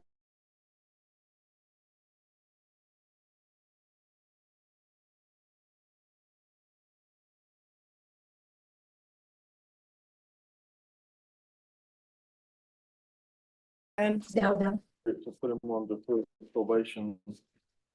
Would you help him go to his appointments or do anything he had to do to comply? Of course. And do you have a criminal background? No, Your Honor. Yeah. And are you addicted to any drugs? No. And where was he working prior to this? He was working for, he was lifting houses and leveling out the foundation of homes. Okay. Do you know whether or not he could get that job back? Yes, it's waiting for him. And as far as drug treatment, how does he address his heroin problem at this point? He had just started using methadone prior to this. When you say methadone, you mean a clinic? Yes. And you're aware of this case before you came in here today, correct? Yes. Yeah, pass it, Ms. Shawn. all right. I'm sorry, man, what's your full name? Shannon Dowdell. So you were there when he was arrested on October 17th, 2022? No, I was not. You're Kim Dell, right? Yes. Oh, in the car when we got pulled over, yes, I was the driver. Because you were there, heroin was found on him, It was not found on him. found in the car. It was not found in the car. What was it found? The police officer had found it, on underneath like the passenger side on the ground. Stepped out of the car. No, not when he stepped out of the car. We had actually, no, it was not. Okay. Was there marijuana found in the car? Yes, there was. You charged with that? No, I was not. And you're also aware that that Mr. Navarro is also a documented, Texas Mafia member? I heard that was his past. That's his past. Yes. When did he leave that organization? I'm not aware. So you're not aware when he left, but you're aware that he did leave. Yes. No further questions, John. That's all I have for this one, Ms. Shawn. All right. Do you have any children? Yes, I do. What are their ages? 25, 21, 18, 17, 10, 9, and about to be 8. All right, you say 10, 9, and what else? About to be 8. He'll be 8 on the 23rd of this. All right, and do your children live with you? Yes, they do. All right, so you knew of Mr. Navarro's past before you started dating him? I did, Your Honor. All right, and so has he been living with you? He did live with me, Your Honor. All right. During the time that he lived with me, he was clean. He wasn't doing any drugs. He was going to work every day. He was giving me his paycheck. When he did relapse, he was not allowed to be in my home. And that's apparently when all of this has come So, up. but you knew about his past and you thought this would be a great influence for your children?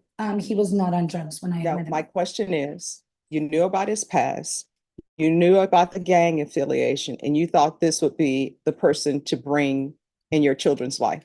I didn't know him in his past, Your Honor, but when I had met Navarro, he was sober, he was clean, he's a great role model when he's not on drugs. My kids look up to that man very much. When he is on drugs, he does make poor decisions.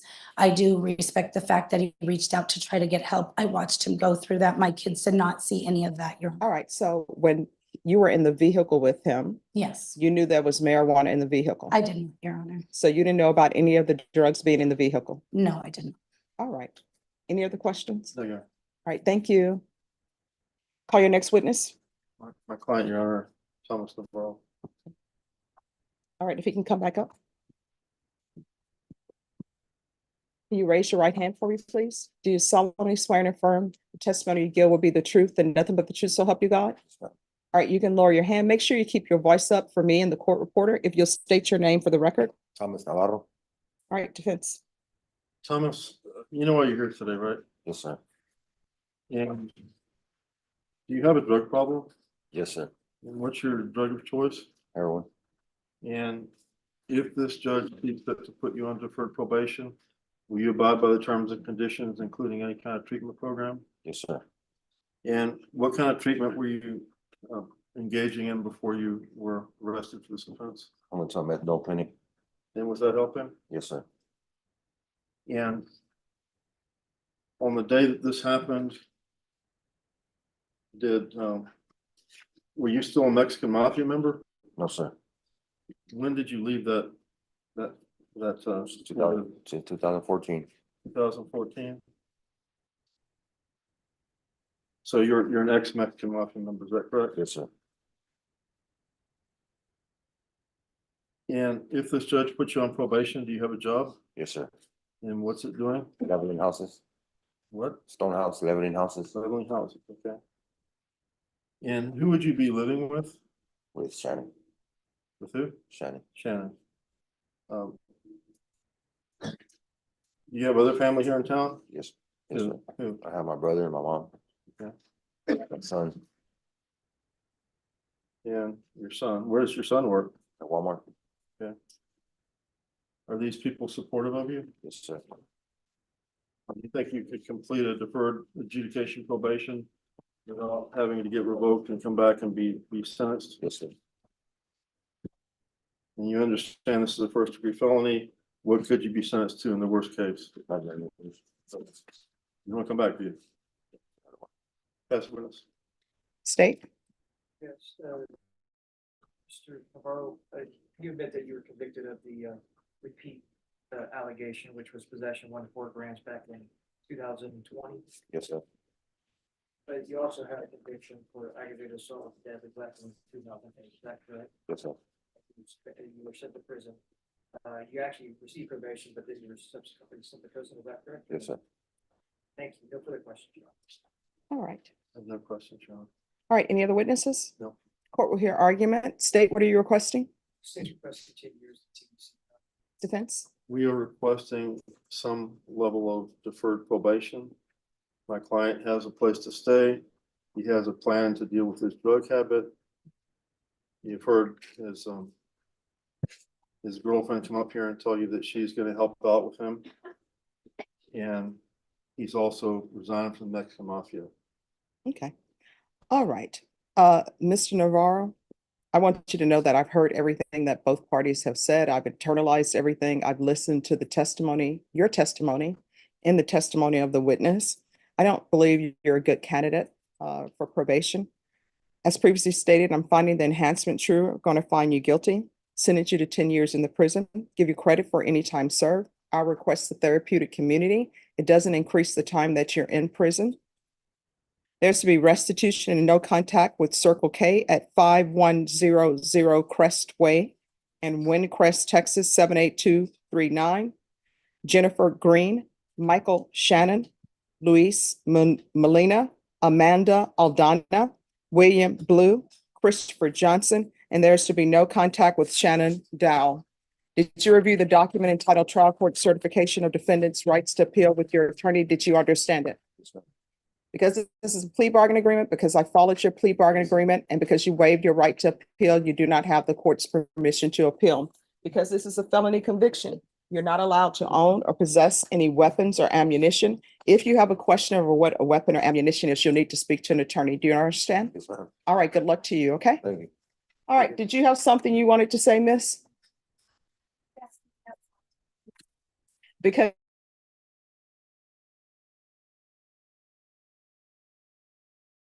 you're not being a good parent to your children. You've been driving around with him in a vehicle, and I don't have the legal ability to do it, but I know if I drug tested you today, it would not come out nice. I don't know why I do not know why someone would bring a guy into their household who has all of these things going on. Guess what? If it's just you by yourself, you're an adult. Children have to go where their parents go, and they're expecting that their parents are making good decisions for them, and you are not. You and the person who's with you with their arms folded, y'all are excused. Goodbye. You could drug test me and I am clean. I'm not from Texas. Yeah, I think you are dirty. All right, Enrique Soriano.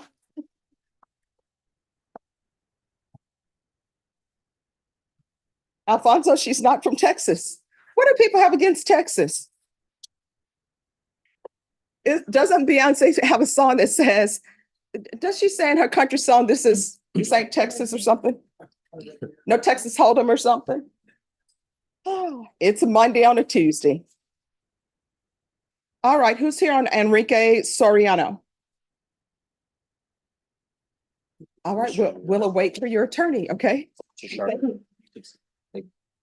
Cassandra Morales. Yes, sir. Good morning. Good morning.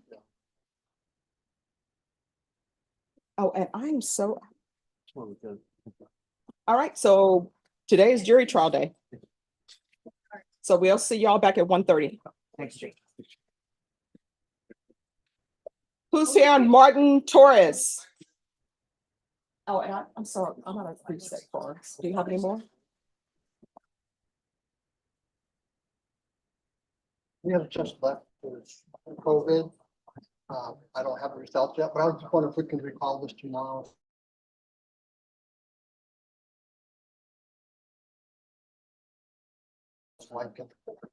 Give them till 1. What's the story of discovery? Oh, we can talk about it. I just got it maybe 5 minutes ago. Okay, all right, y'all want to confirm? We were approaching. Yes, Robert Uridalis. But we're having difficulty. How so? Mr. Yadalis, is indicating that I failed to do something when I was at the jail visit with him. Oh, so here's the thing. Both of y'all speak the same language. This is your attorney. Somebody named Anthony has not filed a notice of retained counsel, so this is your attorney, and this case is going forward. That's where we are. So you all can go forward without communicating, or you can go forward with communicating, but this is happening today. All right, thank you. Everyone, we're taking our recess exactly at noon, so if you are ready to approach, you need to approach. All right, Soriano. That's me. He's here. All right. I have an agreed order also. Oh, have him come forward. And counsel, you're on this side. All right, who?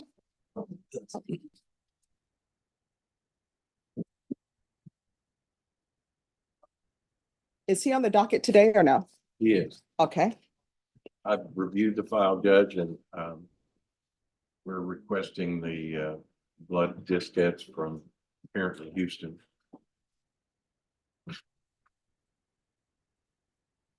State on Enrique Soriano. I've signed the motion for discovery, and he said they're waiting for, I guess, blood results. How long does that usually take? The blood results are here, Okay. but I'm getting my copy of the diskette from the laboratory. All right. How long does that take? I think it's going to be about 60 days. All right. I'm calling you all back for July 29th. Thank you, Judge. All right. Once you sign your reset form, you will be excused. Thank you, Judge. All right. And let me just find you on the docket. And I'll get a copy. Oh, you're excused. Thank you. Okay. Oh, not you. Let me find him on the docket sheet. Thank you.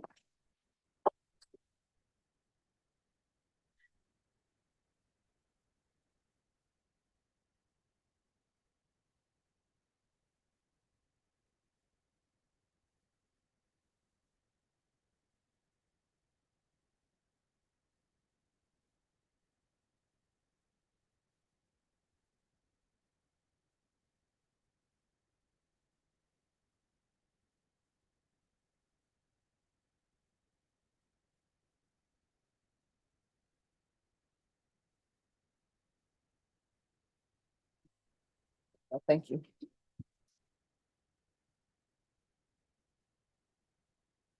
After we sign it, we excuse. Yes, just turn it back into the clerk. This all right?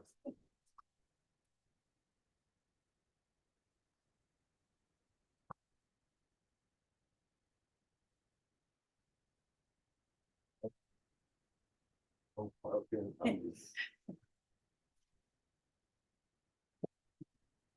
Yes. No, fine. Yes.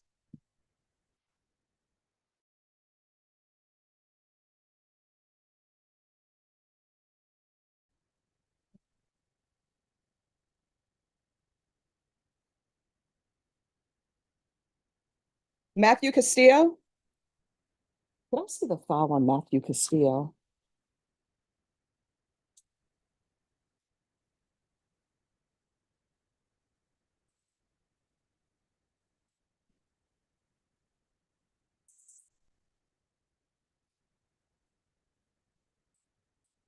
For those of you who are on bond and your attorney has not shown up, you need to get on the phone and call them. Otherwise, what's going to end up happening? You're going to keep being called back to court every single day.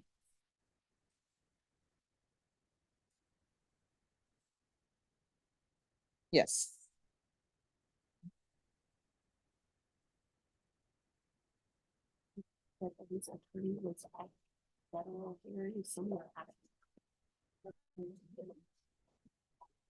No, they have not.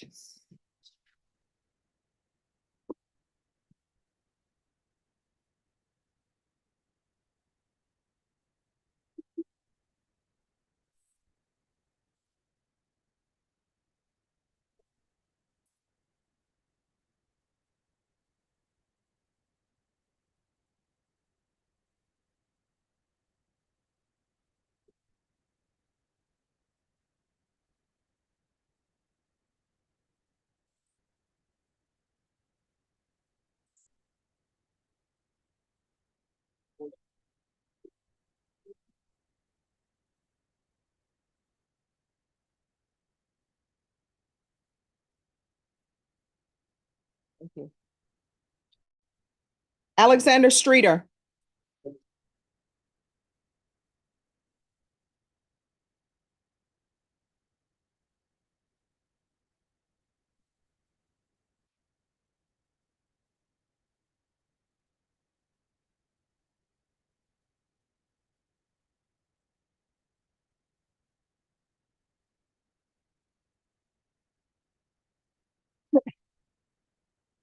All right, probation. Yes, Judge. So, Your Honor,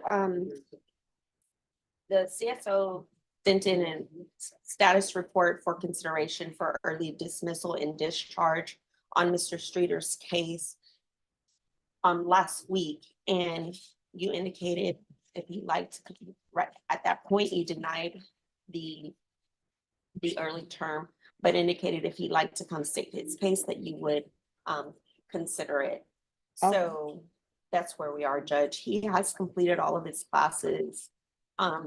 He he's done really well on all of his UAs. He's completed half of the term of probation, up to date and current on his fees. He indicates there's not been any type of violations in regards to the no contact orders. The CSO has stated the same. However, the CSO was not able to contact the victim via telephone or letters. They were notified of the request via letters. However, the victims never contacted the office back. All right, this is criminal trial division. Do y'all have any objection to early termination?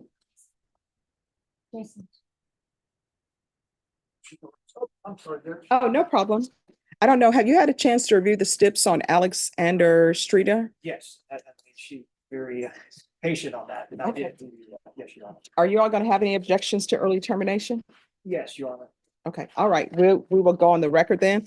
Court is calling 2020 CR 1544, State of Texas versus Alexander Streeter. Could I have parties announced for the record for the state? Jason Garrett, Your Honor. Defense? Judith Wimmer. And are you Mr. Streeter? I am, Your Honor. All right, the probation submitted an application to the court requesting that he be terminated early. The reports the court has is that the field visits have gone very well and that he has completed all of the required classes. State, you're opposed? Yes, Your Honor. All right, state? And Judge, for argument, is that? correct? Yes. The argument is, Judge, is just that this was an aggravated assault with a deadly weapon, namely a knife, where both individuals admittedly were together doing drugs. And through the steps of what I've learned is that the defendant had paranoia, hallucinations, and that's when he started to stab rather, at least one time, his roommate or friend.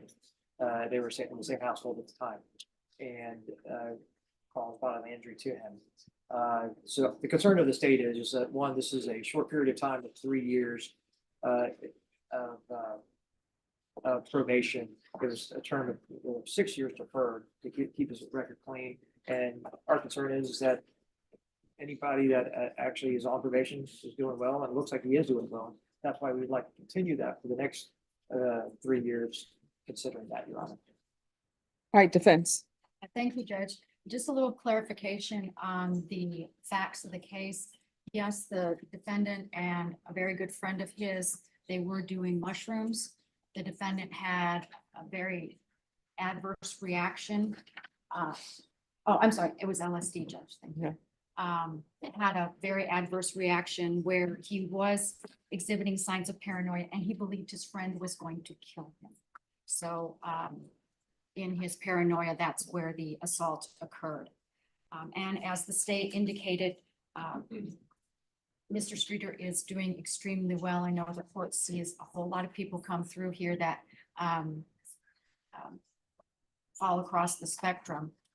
So I think it's kind of an anomaly that Mr. Streeter is completely compliant after 3 years. And I believe Mr. Streeter would like to make a statement to the court as well. Yes. May I make my statement? Yes. Your Honor, since the date of my arrest, I have deeply regretted the actions that I took against the victims. They were people that were very close to me at the time. And the actions that I took have haunted me since then. Everything I have done since that day has been to improve myself, to avoid a further repeat of any kind of situation that would lead to that, to keep myself disciplined and sober. I've made that very clear in my own life and to the people around me that I see every day. Just 1 second. State, you may be excused. Thank you, Judge. All right. All right, so this is what the court's going to do. I understand that you're doing well. I familiarize myself with the stipulations as always. And I understand that maybe this was out of character for you, but for the drugs. This is what I'm going to do. I'm going to deny the application for early termination. I'm going to alter him in. He's allowed to report by Zoom or mail. And then I will strongly reconsider your request for early termination. If you come back January 30th, 2025, and there are no issues, then I will early term.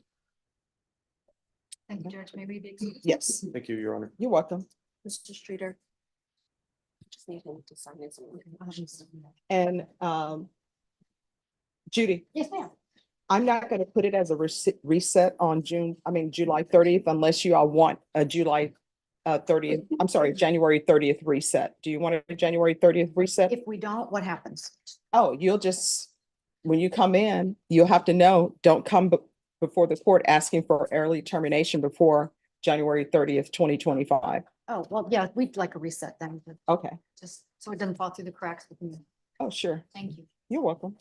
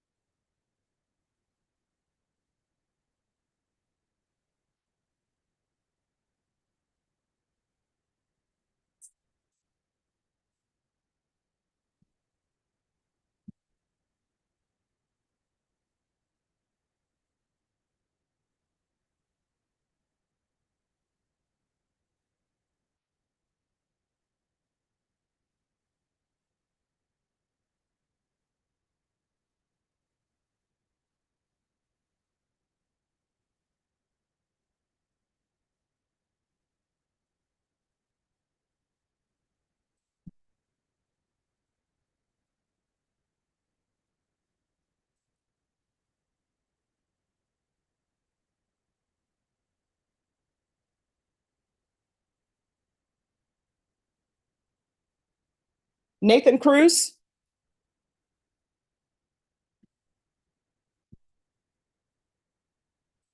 Where is he? Judge, they hadn't brought him out yet, but Judge ADA Garahan and I have been conferring. All right. It's a trial setting. I didn't know if you wanted us. Yes, we'll be back at 1:30. Okay, thank you, Judge. Thank you. Varen Staten? Yes. Oh, you want me to give you?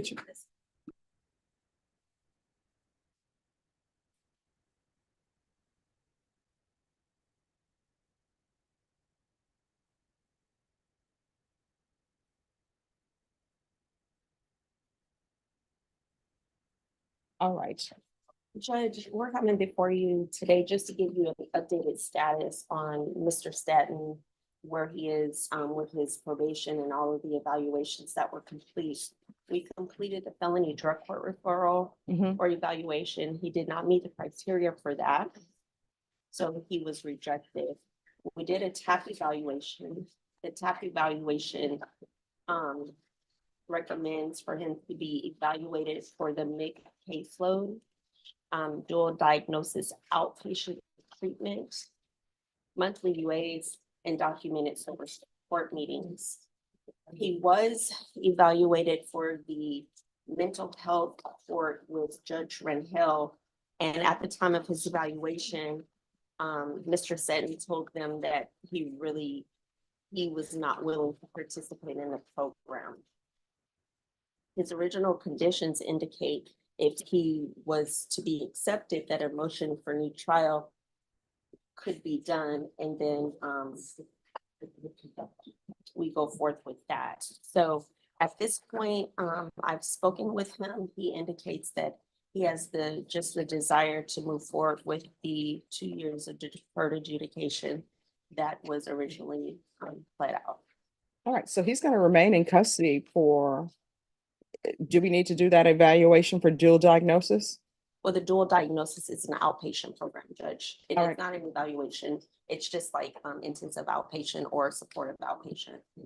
All right, and is that going to be enough for him? Because obviously he has the mental health issues.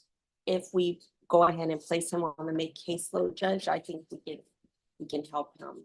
And has he been evaluated for that? And does he meet the criteria for the MIC caseload? He has not been evaluated for the MIC caseload just yet. All right, so he'll remain in custody for a MIC evaluation. Okay, Judge. All right. All right, is there anything else? No, Judge. All right. Have a seat. No, I'm in conditions. Yes. Just give me 1 second. Let me do this.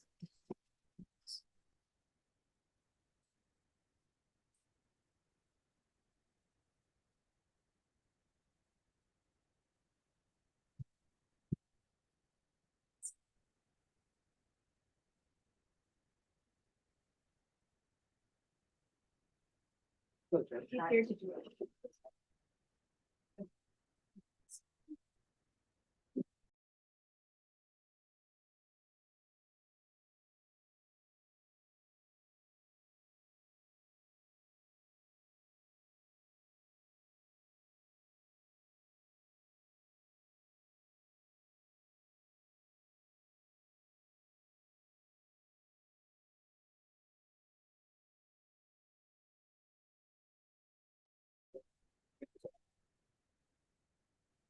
Christian Dunbar. Who's the attorney for Christian Dunbar? Yes.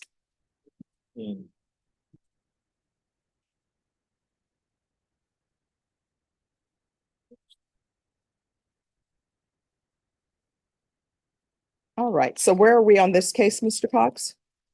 Judge, this was a case where the co-defendant had come in yesterday. The state was asking for time to reach out to the complainant. There was an issue about the amount that was stolen from the complainant that we just wanted to clarify before proceedings due to the fact that it could possibly be a misdemeanor amount. All right, and so have you made the determination? I have not. I need to check my emails, but I can do that right now if you give me a moment, but otherwise we would need more time. All right, so let's do this because if he checks his emails and it turns out it's a misdemeanor, this case is going to get dismissed because it's outside my jurisdiction. What we'll do is we'll recall it, and Mr. Cox, your client will still be able to appear by Zoom. Thank you. And if it is a misdemeanor, it'll be dismissed in this court, so he won't have to appear. But this is the date that I'm going to give y'all. They're going to start a murder trial today, unless things work out. How much time do you need? A couple weeks, just to make sure, just that we contact the right people. All right, you want to set it for June 27th? That works for us. Is that good for you or no? Maybe out of town. Did you see first week in July? All right, we can do July 1st. That's fine. All right. All right, Mr. Dunbar, thank you for dressing appropriately for court with the Lord's supper behind you. All right, we'll be back on July 1st. There's no shame in that. No, my mom has the Lord's Supper up. All right, so we'll be back July 1st. The same link you have is the link that you'll be able to use for that. And I'll put down that you can appear by Zoom. All right, thank you, Judge. All right, thank you. Judge, that's on the docket today. Okay. All right, can I see the file on Joshua Henderson, please? There you go. Oh, it's already up here? Way ahead of you, Judge. You all are.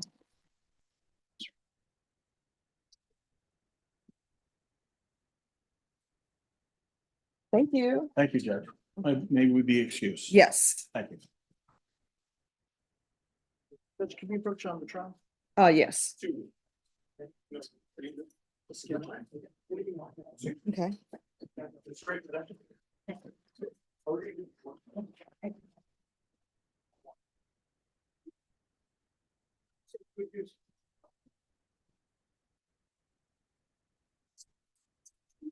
Yes.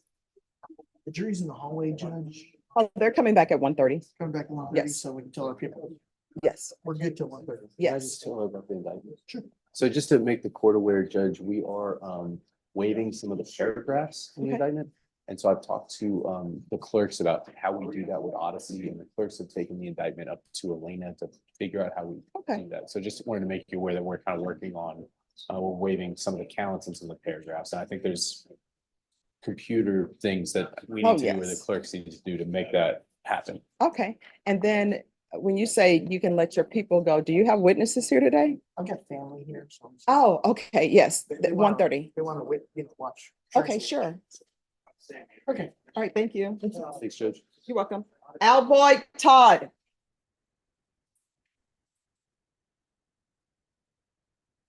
Who's here on Alboy Todd? Thank you. Where's your client? Come down, please.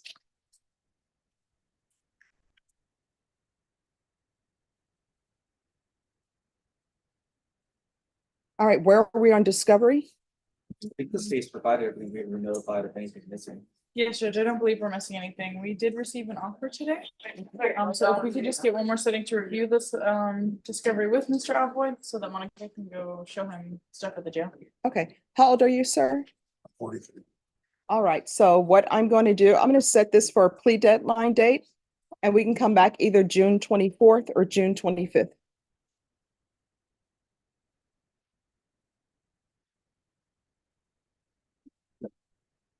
Sorry, Hmm. completely different matter. Okay. Discuss in a minute. Is there any way?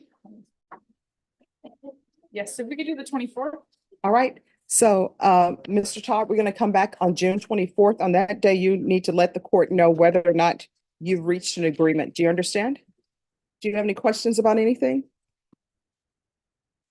All right, we'll see you back then. Thank you, Judge. All right, you're welcome. Yes, Have a good.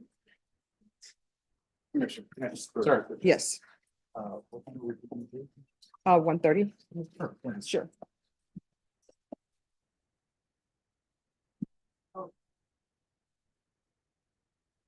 Are y'all ready on Robert Uradalis? No. All right. Still talking, Judge. All right, thank you.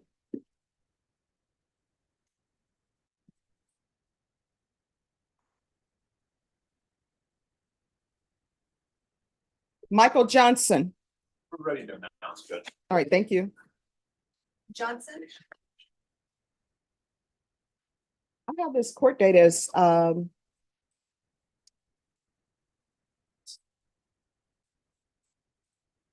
Oh. Gotcha. I'm so sorry. Yeah, that makes sense. all right, I actually have this set for July 11th, but okay, we're here now.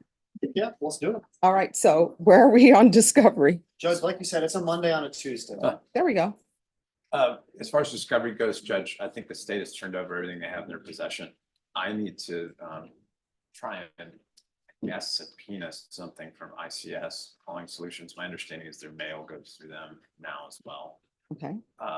If we could, I guess, set for a plea bargain deadline, Judge. We got Yes. an offer today. We've discussed that. And of course, I'd like to run down that additional information.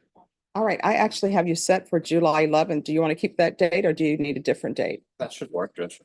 All right, so we'll come back on July 11th. And is that for a plea bargain? Yes, that'll be your plea That goes deadline date. okay. Thank you, Judge. All right, is there anything else that's needed? Nothing further at this time, Your Honor. All right, thank you.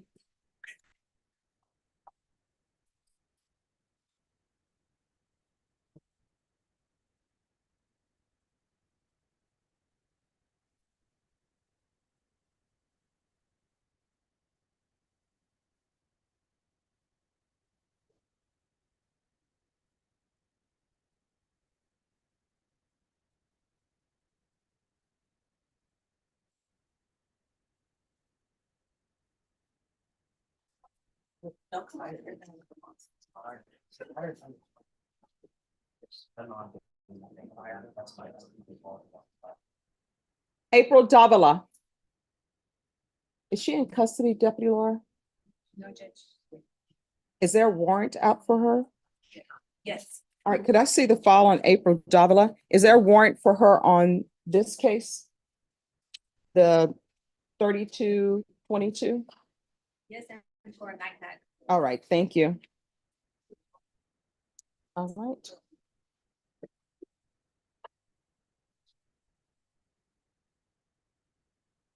There was a bond increase.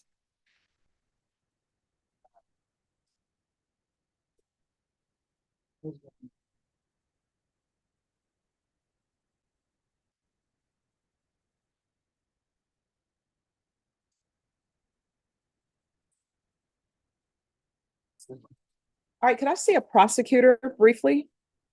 All right. On April Davila, the judge issued a bond increase. Are you in agreement with just keeping the bond increase, or do you want a remand without bond? Can I see the violation for this? There you go. Hopefully, Yeah. she's going to be Okay. picked up. All right, thank you.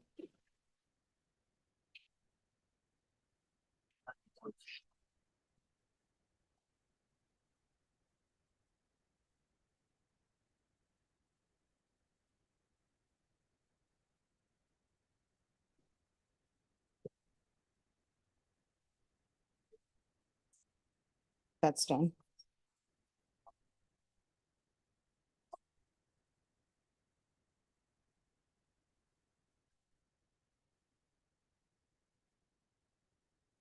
Could I see the file on Renee Cantu, please?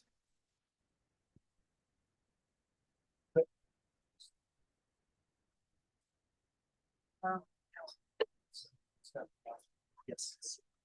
All right, thank you.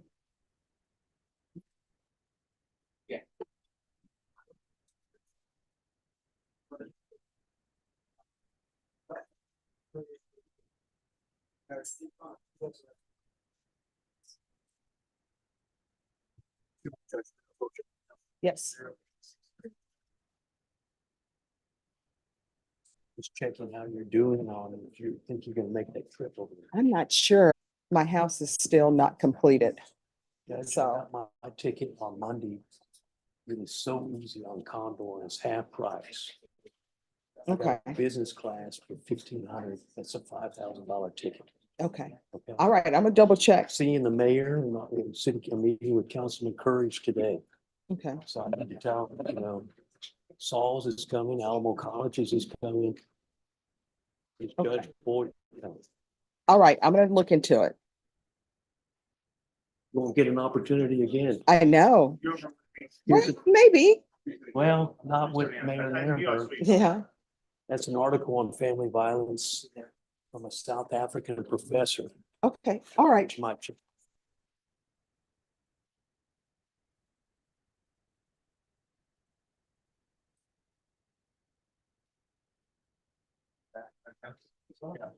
Renee Cantu, you're coming back on June 13th. Sign the reset form and your attorney needs to be here. You're welcome.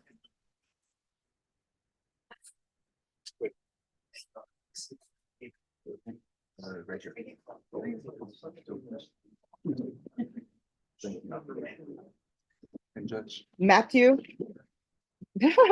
Matthew Allen Castillo. Could I see the file on Matthew Allen Castillo? Thank you. Yes.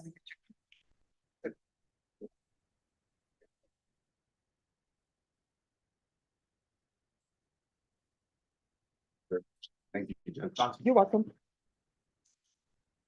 Judge, we're ready. All right.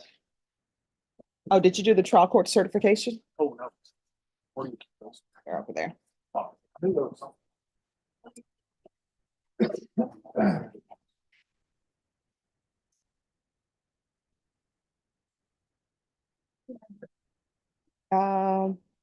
Castillo?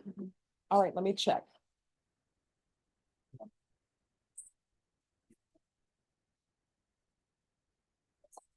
Ah, you're right. Thank you.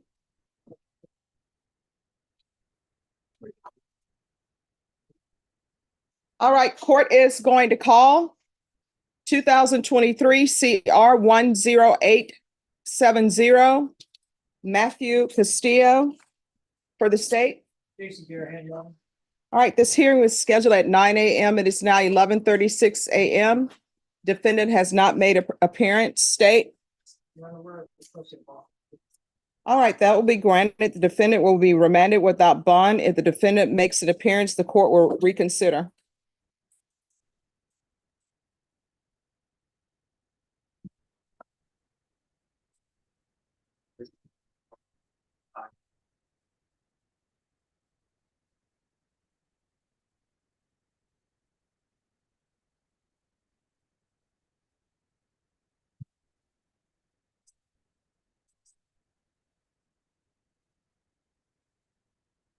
All right, Dallas. All right, thank you.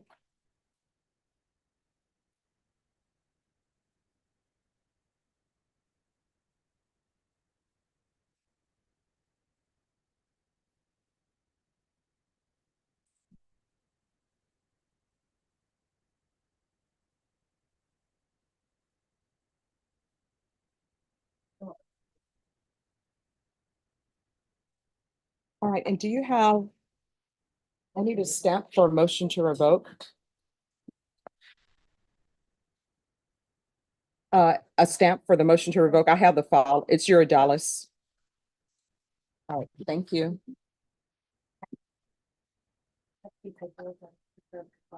Sure.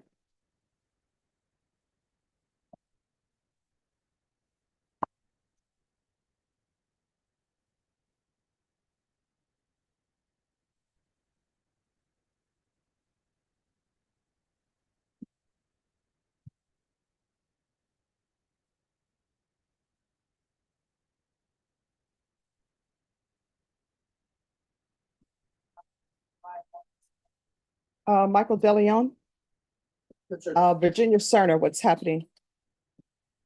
Judge, once again, we're ready for trial on Okay. that, and we're going on the murder, we want to just All get right. speedy trial and get the next available court date so we can resolve that. All right, so City Deputy Bob. Laura, if you'll hold Virginia Cerner for 1:30, and we'll see what happens with the murder case. Thank you, Judge. You're welcome. Cassandra Morales. And when you have a chance, if I can see the file on Cassandra Morales.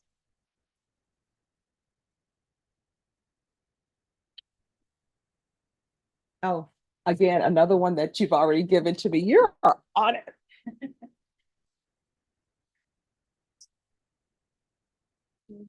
All right, Cassandra Morales. All right, we'll see if she.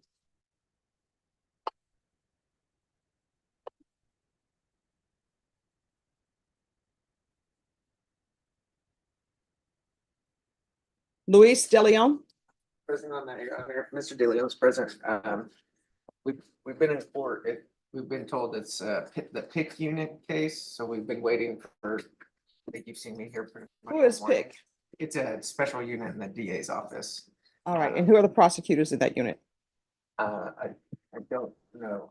I called the main office, the main district attorney's office phone number a little while ago. They said someone will be here. Oh, you looking for a pic? Yeah, just someone from PIC. I haven't seen anybody, Judge. All right, we're gonna recall this for the 13th. And someone for the PIC will be here.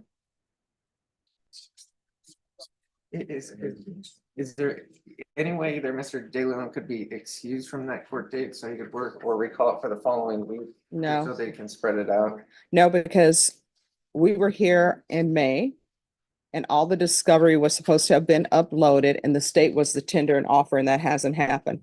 So they will be here if I have to go upstairs and knock on the door.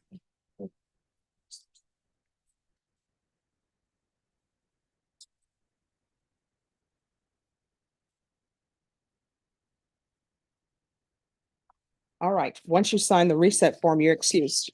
Thanks, Judge. You're welcome. Just give me 1 second. Let me find him on the docket.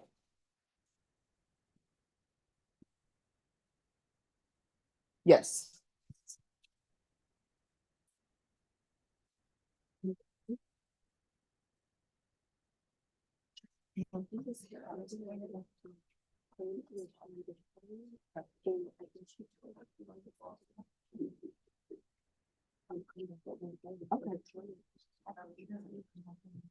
Okay, thank you. All right, we'll do it at 1:30 then. That's fine. Yeah.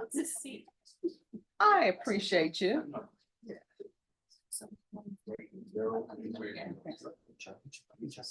Does anyone have layouts? So Judge, PIC unit is public integrity. What is the seat? Cyber. Thank you. I got you. Okay, there we go.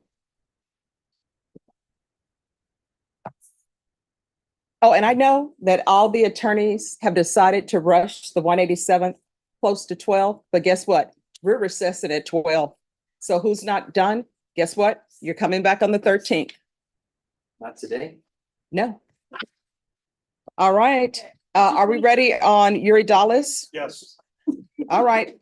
Court is calling 2019 CR 4223. State of Texas versus Robert Uradalis. Can I have parties announced for the record for the state? Jason Garrett, Defense. Doug Campbell, ready? And are you Robert Uradalis? Yes, Your Honor. Did you review the document entitled Motion to Enter Adjudication of Guilt and Revoke Community Supervision with your attorney? Did you understand it? Yes, Your Honor. Are you the same Robert Uradalis who was placed on deferred adjudication in 2019 CR 4223 for the offense of credit debit card abuse on May 17, 2019 for a period of 2 years? Is that you? Yes, Your Honor. All right, state. Yes, Your Honor, I violated condition number 1 on or about the 16th day of April 2021 in Bear County, Texas. The defendant Robert Uradalis committed the offense of driving while intoxicated in violation of condition number 1. How do you plead to that? True or not true? True. We'll waive the remaining violated conditions, Your Honor. Any objections? No. Did you understand by pleading true to violation of condition number 1, the court could find it true, grant the motion, find you guilty, sentence you up to 2 years in the state jail facility and up to $10,000 fine? Yes, Your Honor. Knowing that, do you still wish to plead true to violation of condition number 1? Yes, Your Honor. Court will find violation of condition number 1 true. Is there a proposed agreement? There is, Your Honor. Yes. That is to adjudicate guilt, revoke the individual office case provision, and sentence him to 290 days in the state jail facility. And the defendant agreed to plead in a misdemeanor point to give the All right, and what is the cause number for the DWI? 659-312. All right. Is that the agreement? It is. Mr. Urdalis, are you asking the court to follow that agreement? Are you waiving your right to appeal? Yes. All right, then the court will follow your agreement. The court will find you guilty, not grant you community supervision. The court will sentence you to 290 days in the state jail facility, give you credit for any time served, and this will run concurrent with County Court Cause number 659312.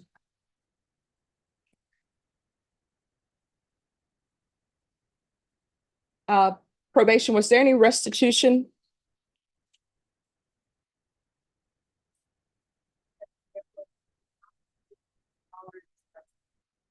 All right, has that been paid? And is that to Stefania Balderas?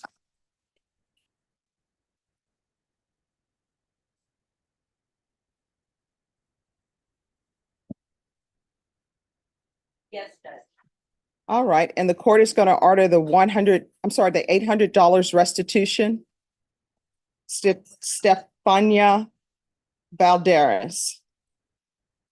Going to show you what's entitled Trial Court Certification of Defendant's Rights to Appeal.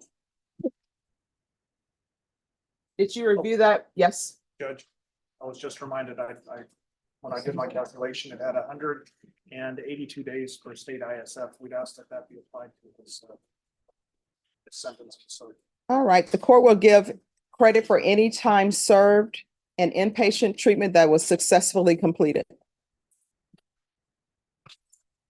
I think that takes him to 291.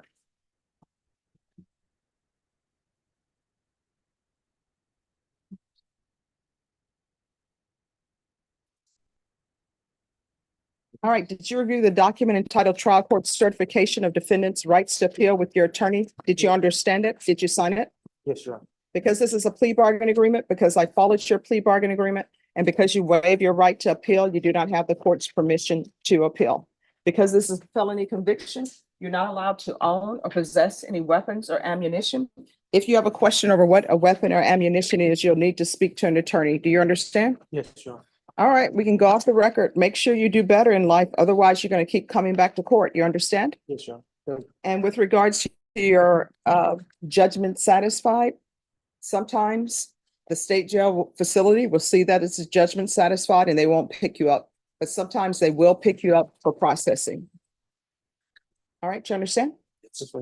All right, Deputy Laura, the people in the box whose attorneys have not appeared and they're not ready, they're going to be called back for the 13th. So I'm going to take the. Okay, so I'm going to take this plea. Hey, Judge, if I could, Let me do the plea. Court is calling 2024 CR 4115, State of Texas versus Lorraine Nicole Farias. Could I have the parties announced for the record, please? Jason Garrett, for the state, Your Honor. Ray Lopez for the defense, Your Honor. And are you Lorraine Farias? Yes, ma'am. Counsel, have you received all the discovery? Did you review it with your client? yes, Your Honor. Court will find that the state is in compliance with discovery. Are there any applications in this case? Did you review the true bill of indictment with your attorney? Did you understand it? Counsel, do you waive the reading of the indictment? We do, Your Honor. State, are you proceeding on the indictment as presented? Any objections? No, Your Honor.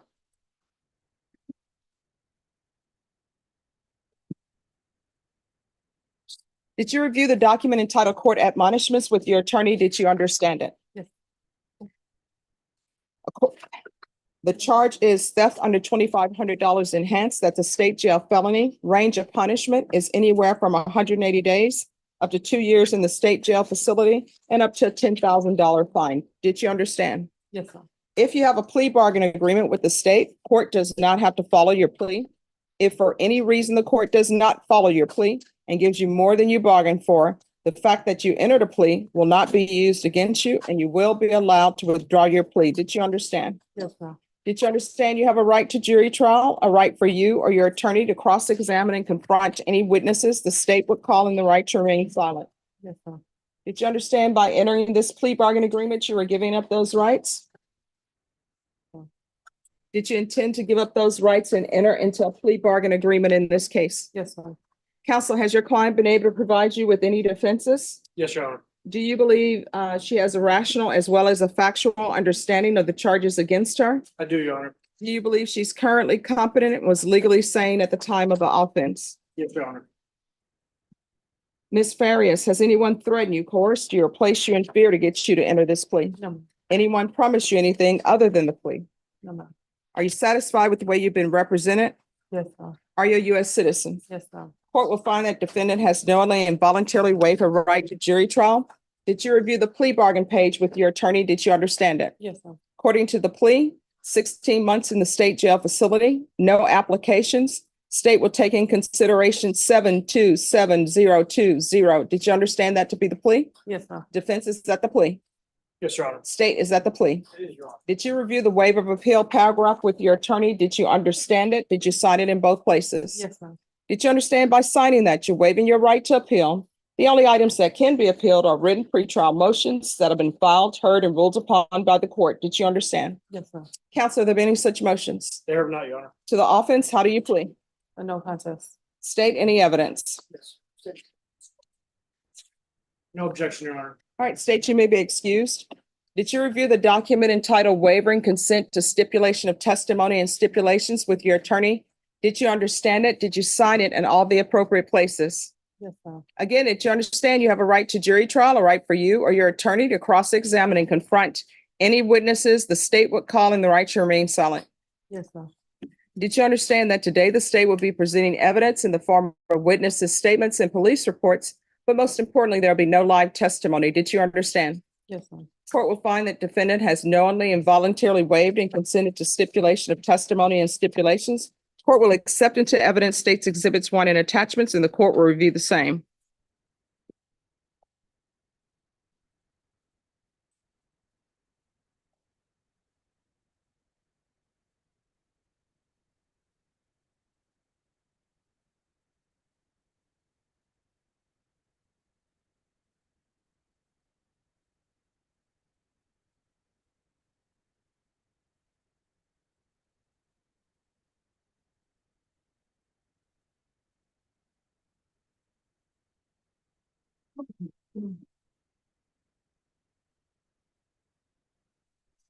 After reviewing states exhibits 1 and attachments, court will find there's sufficient evidence to find you guilty.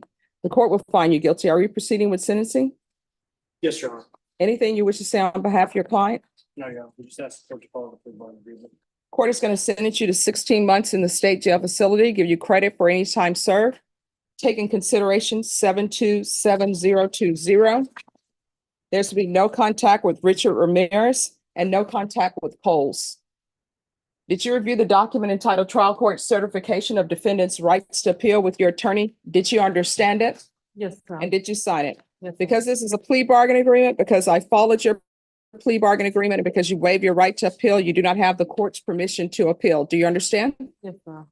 Because this is a felony conviction, you're not allowed to own or possess any weapons or ammunition. If you have a question over what a weapon or ammunition is, you'll need to speak to an attorney. Do you understand? Yes, ma'am. All right, we can go off the record. How old are you? I'm 39. Stop stealing. Yes, ma'am. You know what? Is a day in custody worth a pair of Nikes? You act as though it is because you keep doing this. Stop. Yes, Things are just things. If you want things, go get a job, pay for it. Yes, And if you think it's too expensive, then that means that you don't need it. All right, good luck to you. ma'am. Yes.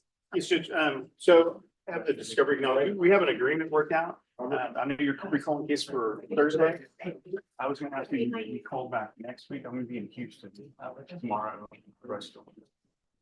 All right, Vince, let me see the file on Vince Ibarra. Have you completed the paperwork? They're still working on it. Judge. They had to go upstairs. We're waiving an account. They had to go upstairs for. And I have been here since 10 o'clock. I didn't rush. No, I know you did not. You know, this is what Odyssey does. Did you want Mr. Rabata up? Yes.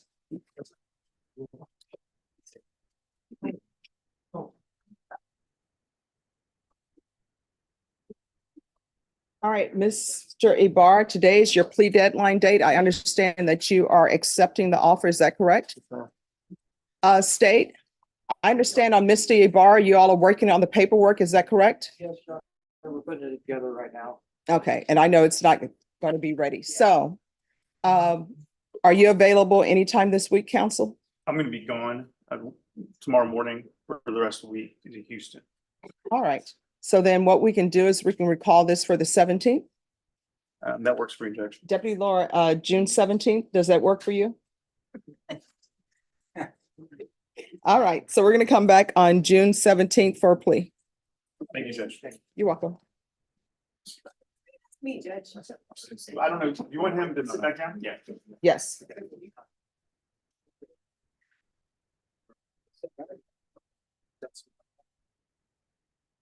All right, who's here? Melissa Vanderventer. We got the paperwork all done. I know it's too late to get it done, so we can come back on Thursday. That would work. Where's Vanderventer? She's here, Judge. All right. Paperwork is ready. No, it's all done. No, it's all. Oh, we do Should try. Oh, okay.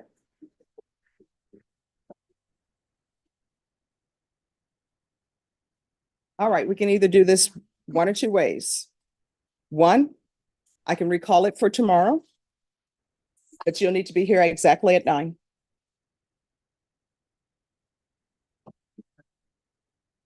Can you be here tomorrow? Yes, at 9 o'clock? Can you be here tomorrow? Okay. Is that All right, okay? so we're going to come here at 9 and the court will take up the plea. And I'm going to give you a reset form. And you need to be here exactly at 9 because we're going to start a jury trial at 9:30. Yes, sir. All right. Everything's. Yes, thank you. So they're going to come back at tomorrow to do that plea. Thank you, Jack. You're welcome. Once you sign the reset form, you're excused. Let me find her on the docket.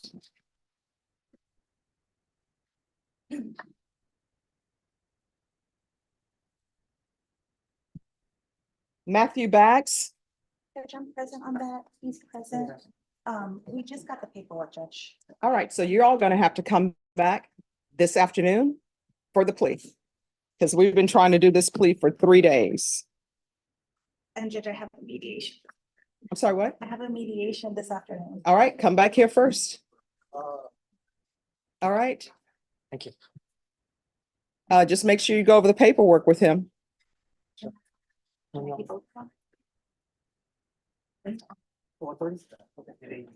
All right. That's you, Judge. Hmm.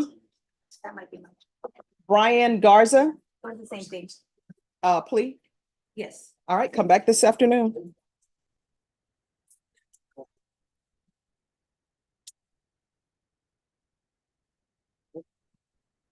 Deputy Laura, Brian Garza is going to be back this afternoon for a plea.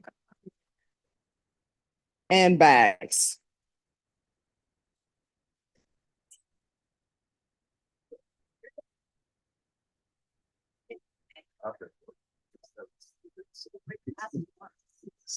Oh, just one second. Let me find Brian Garza on this docket.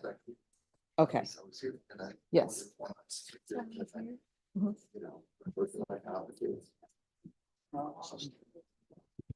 All right, let me have them pull the file. Thank you.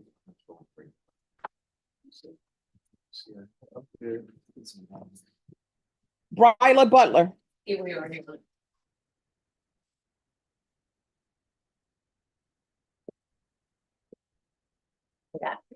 Good afternoon. He's coming.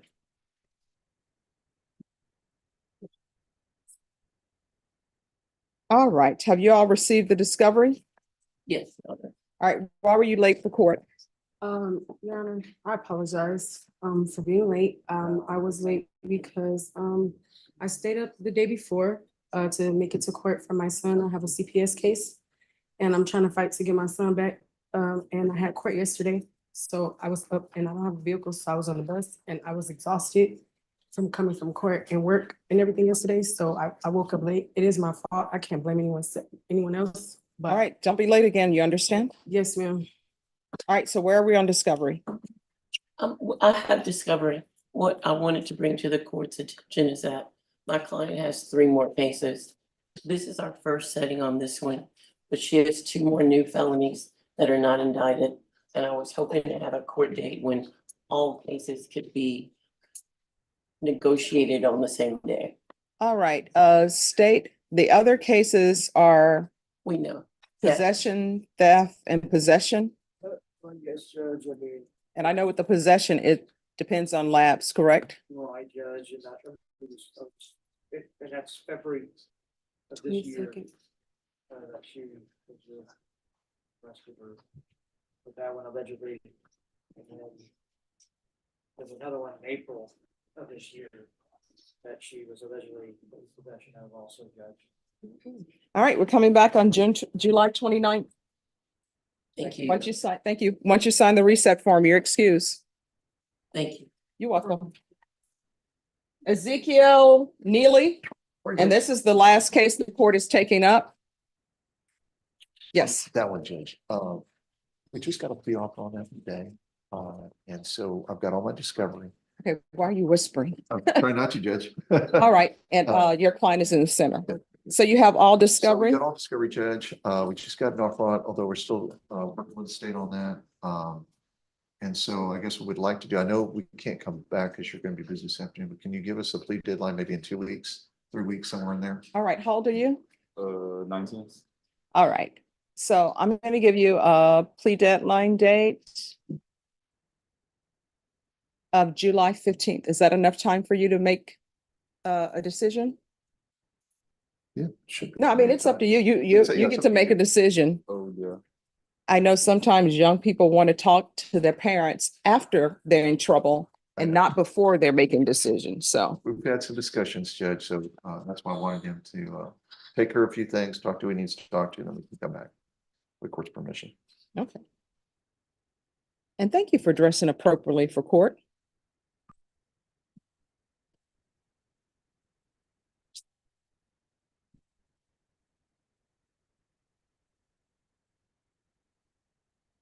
All right, once you sign the reset form, you're excused. Thank you, ma'am. You're welcome.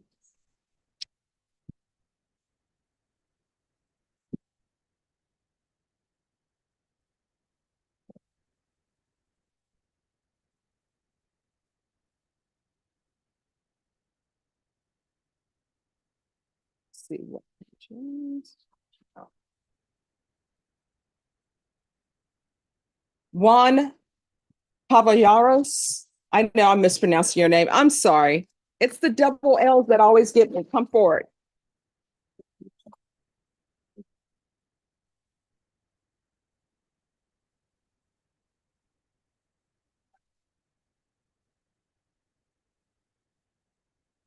All right, I'm going to recall your case for July 29th because I see that there is a pending drug case. And I know that the labs are not in yet. Okay. So once you sign the reset form, just make sure you are back on that date. You understand? Do you have any questions about anything? No, ma'am. Okay.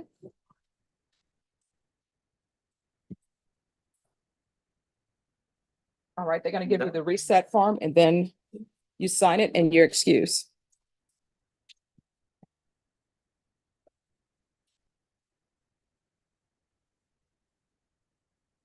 Johnny Trevino. Did I see the file on Johnny Trevino? He has 2. All right. They denied your request for an attorney. Are you going to hire an attorney? Yes, I just needed more time. All right. How much time do you need to hire an attorney? 1 month at least. So I could come up with a down payment. All right. I spoke with them already. All right. I'm going to give you until July 29th. Thank you. You're welcome. Once you sign the reset form, you can be excused. Thank you, Your Honor. You're welcome. And thank you for dressing appropriately for court.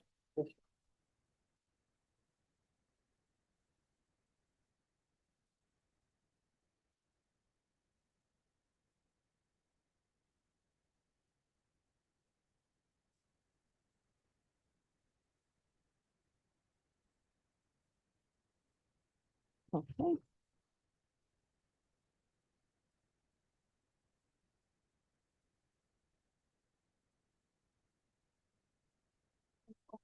Oh, yes, you can go ahead and leave. I'm just giving out resets.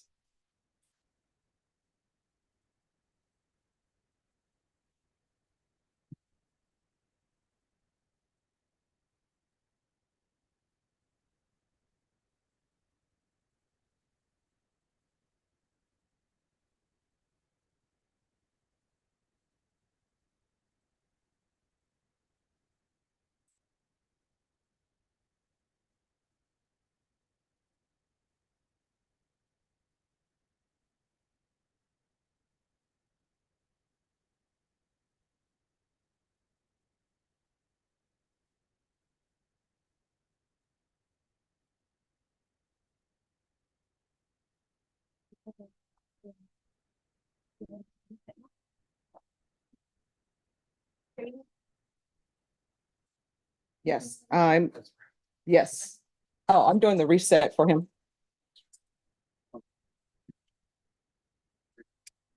There we are. All right, we are.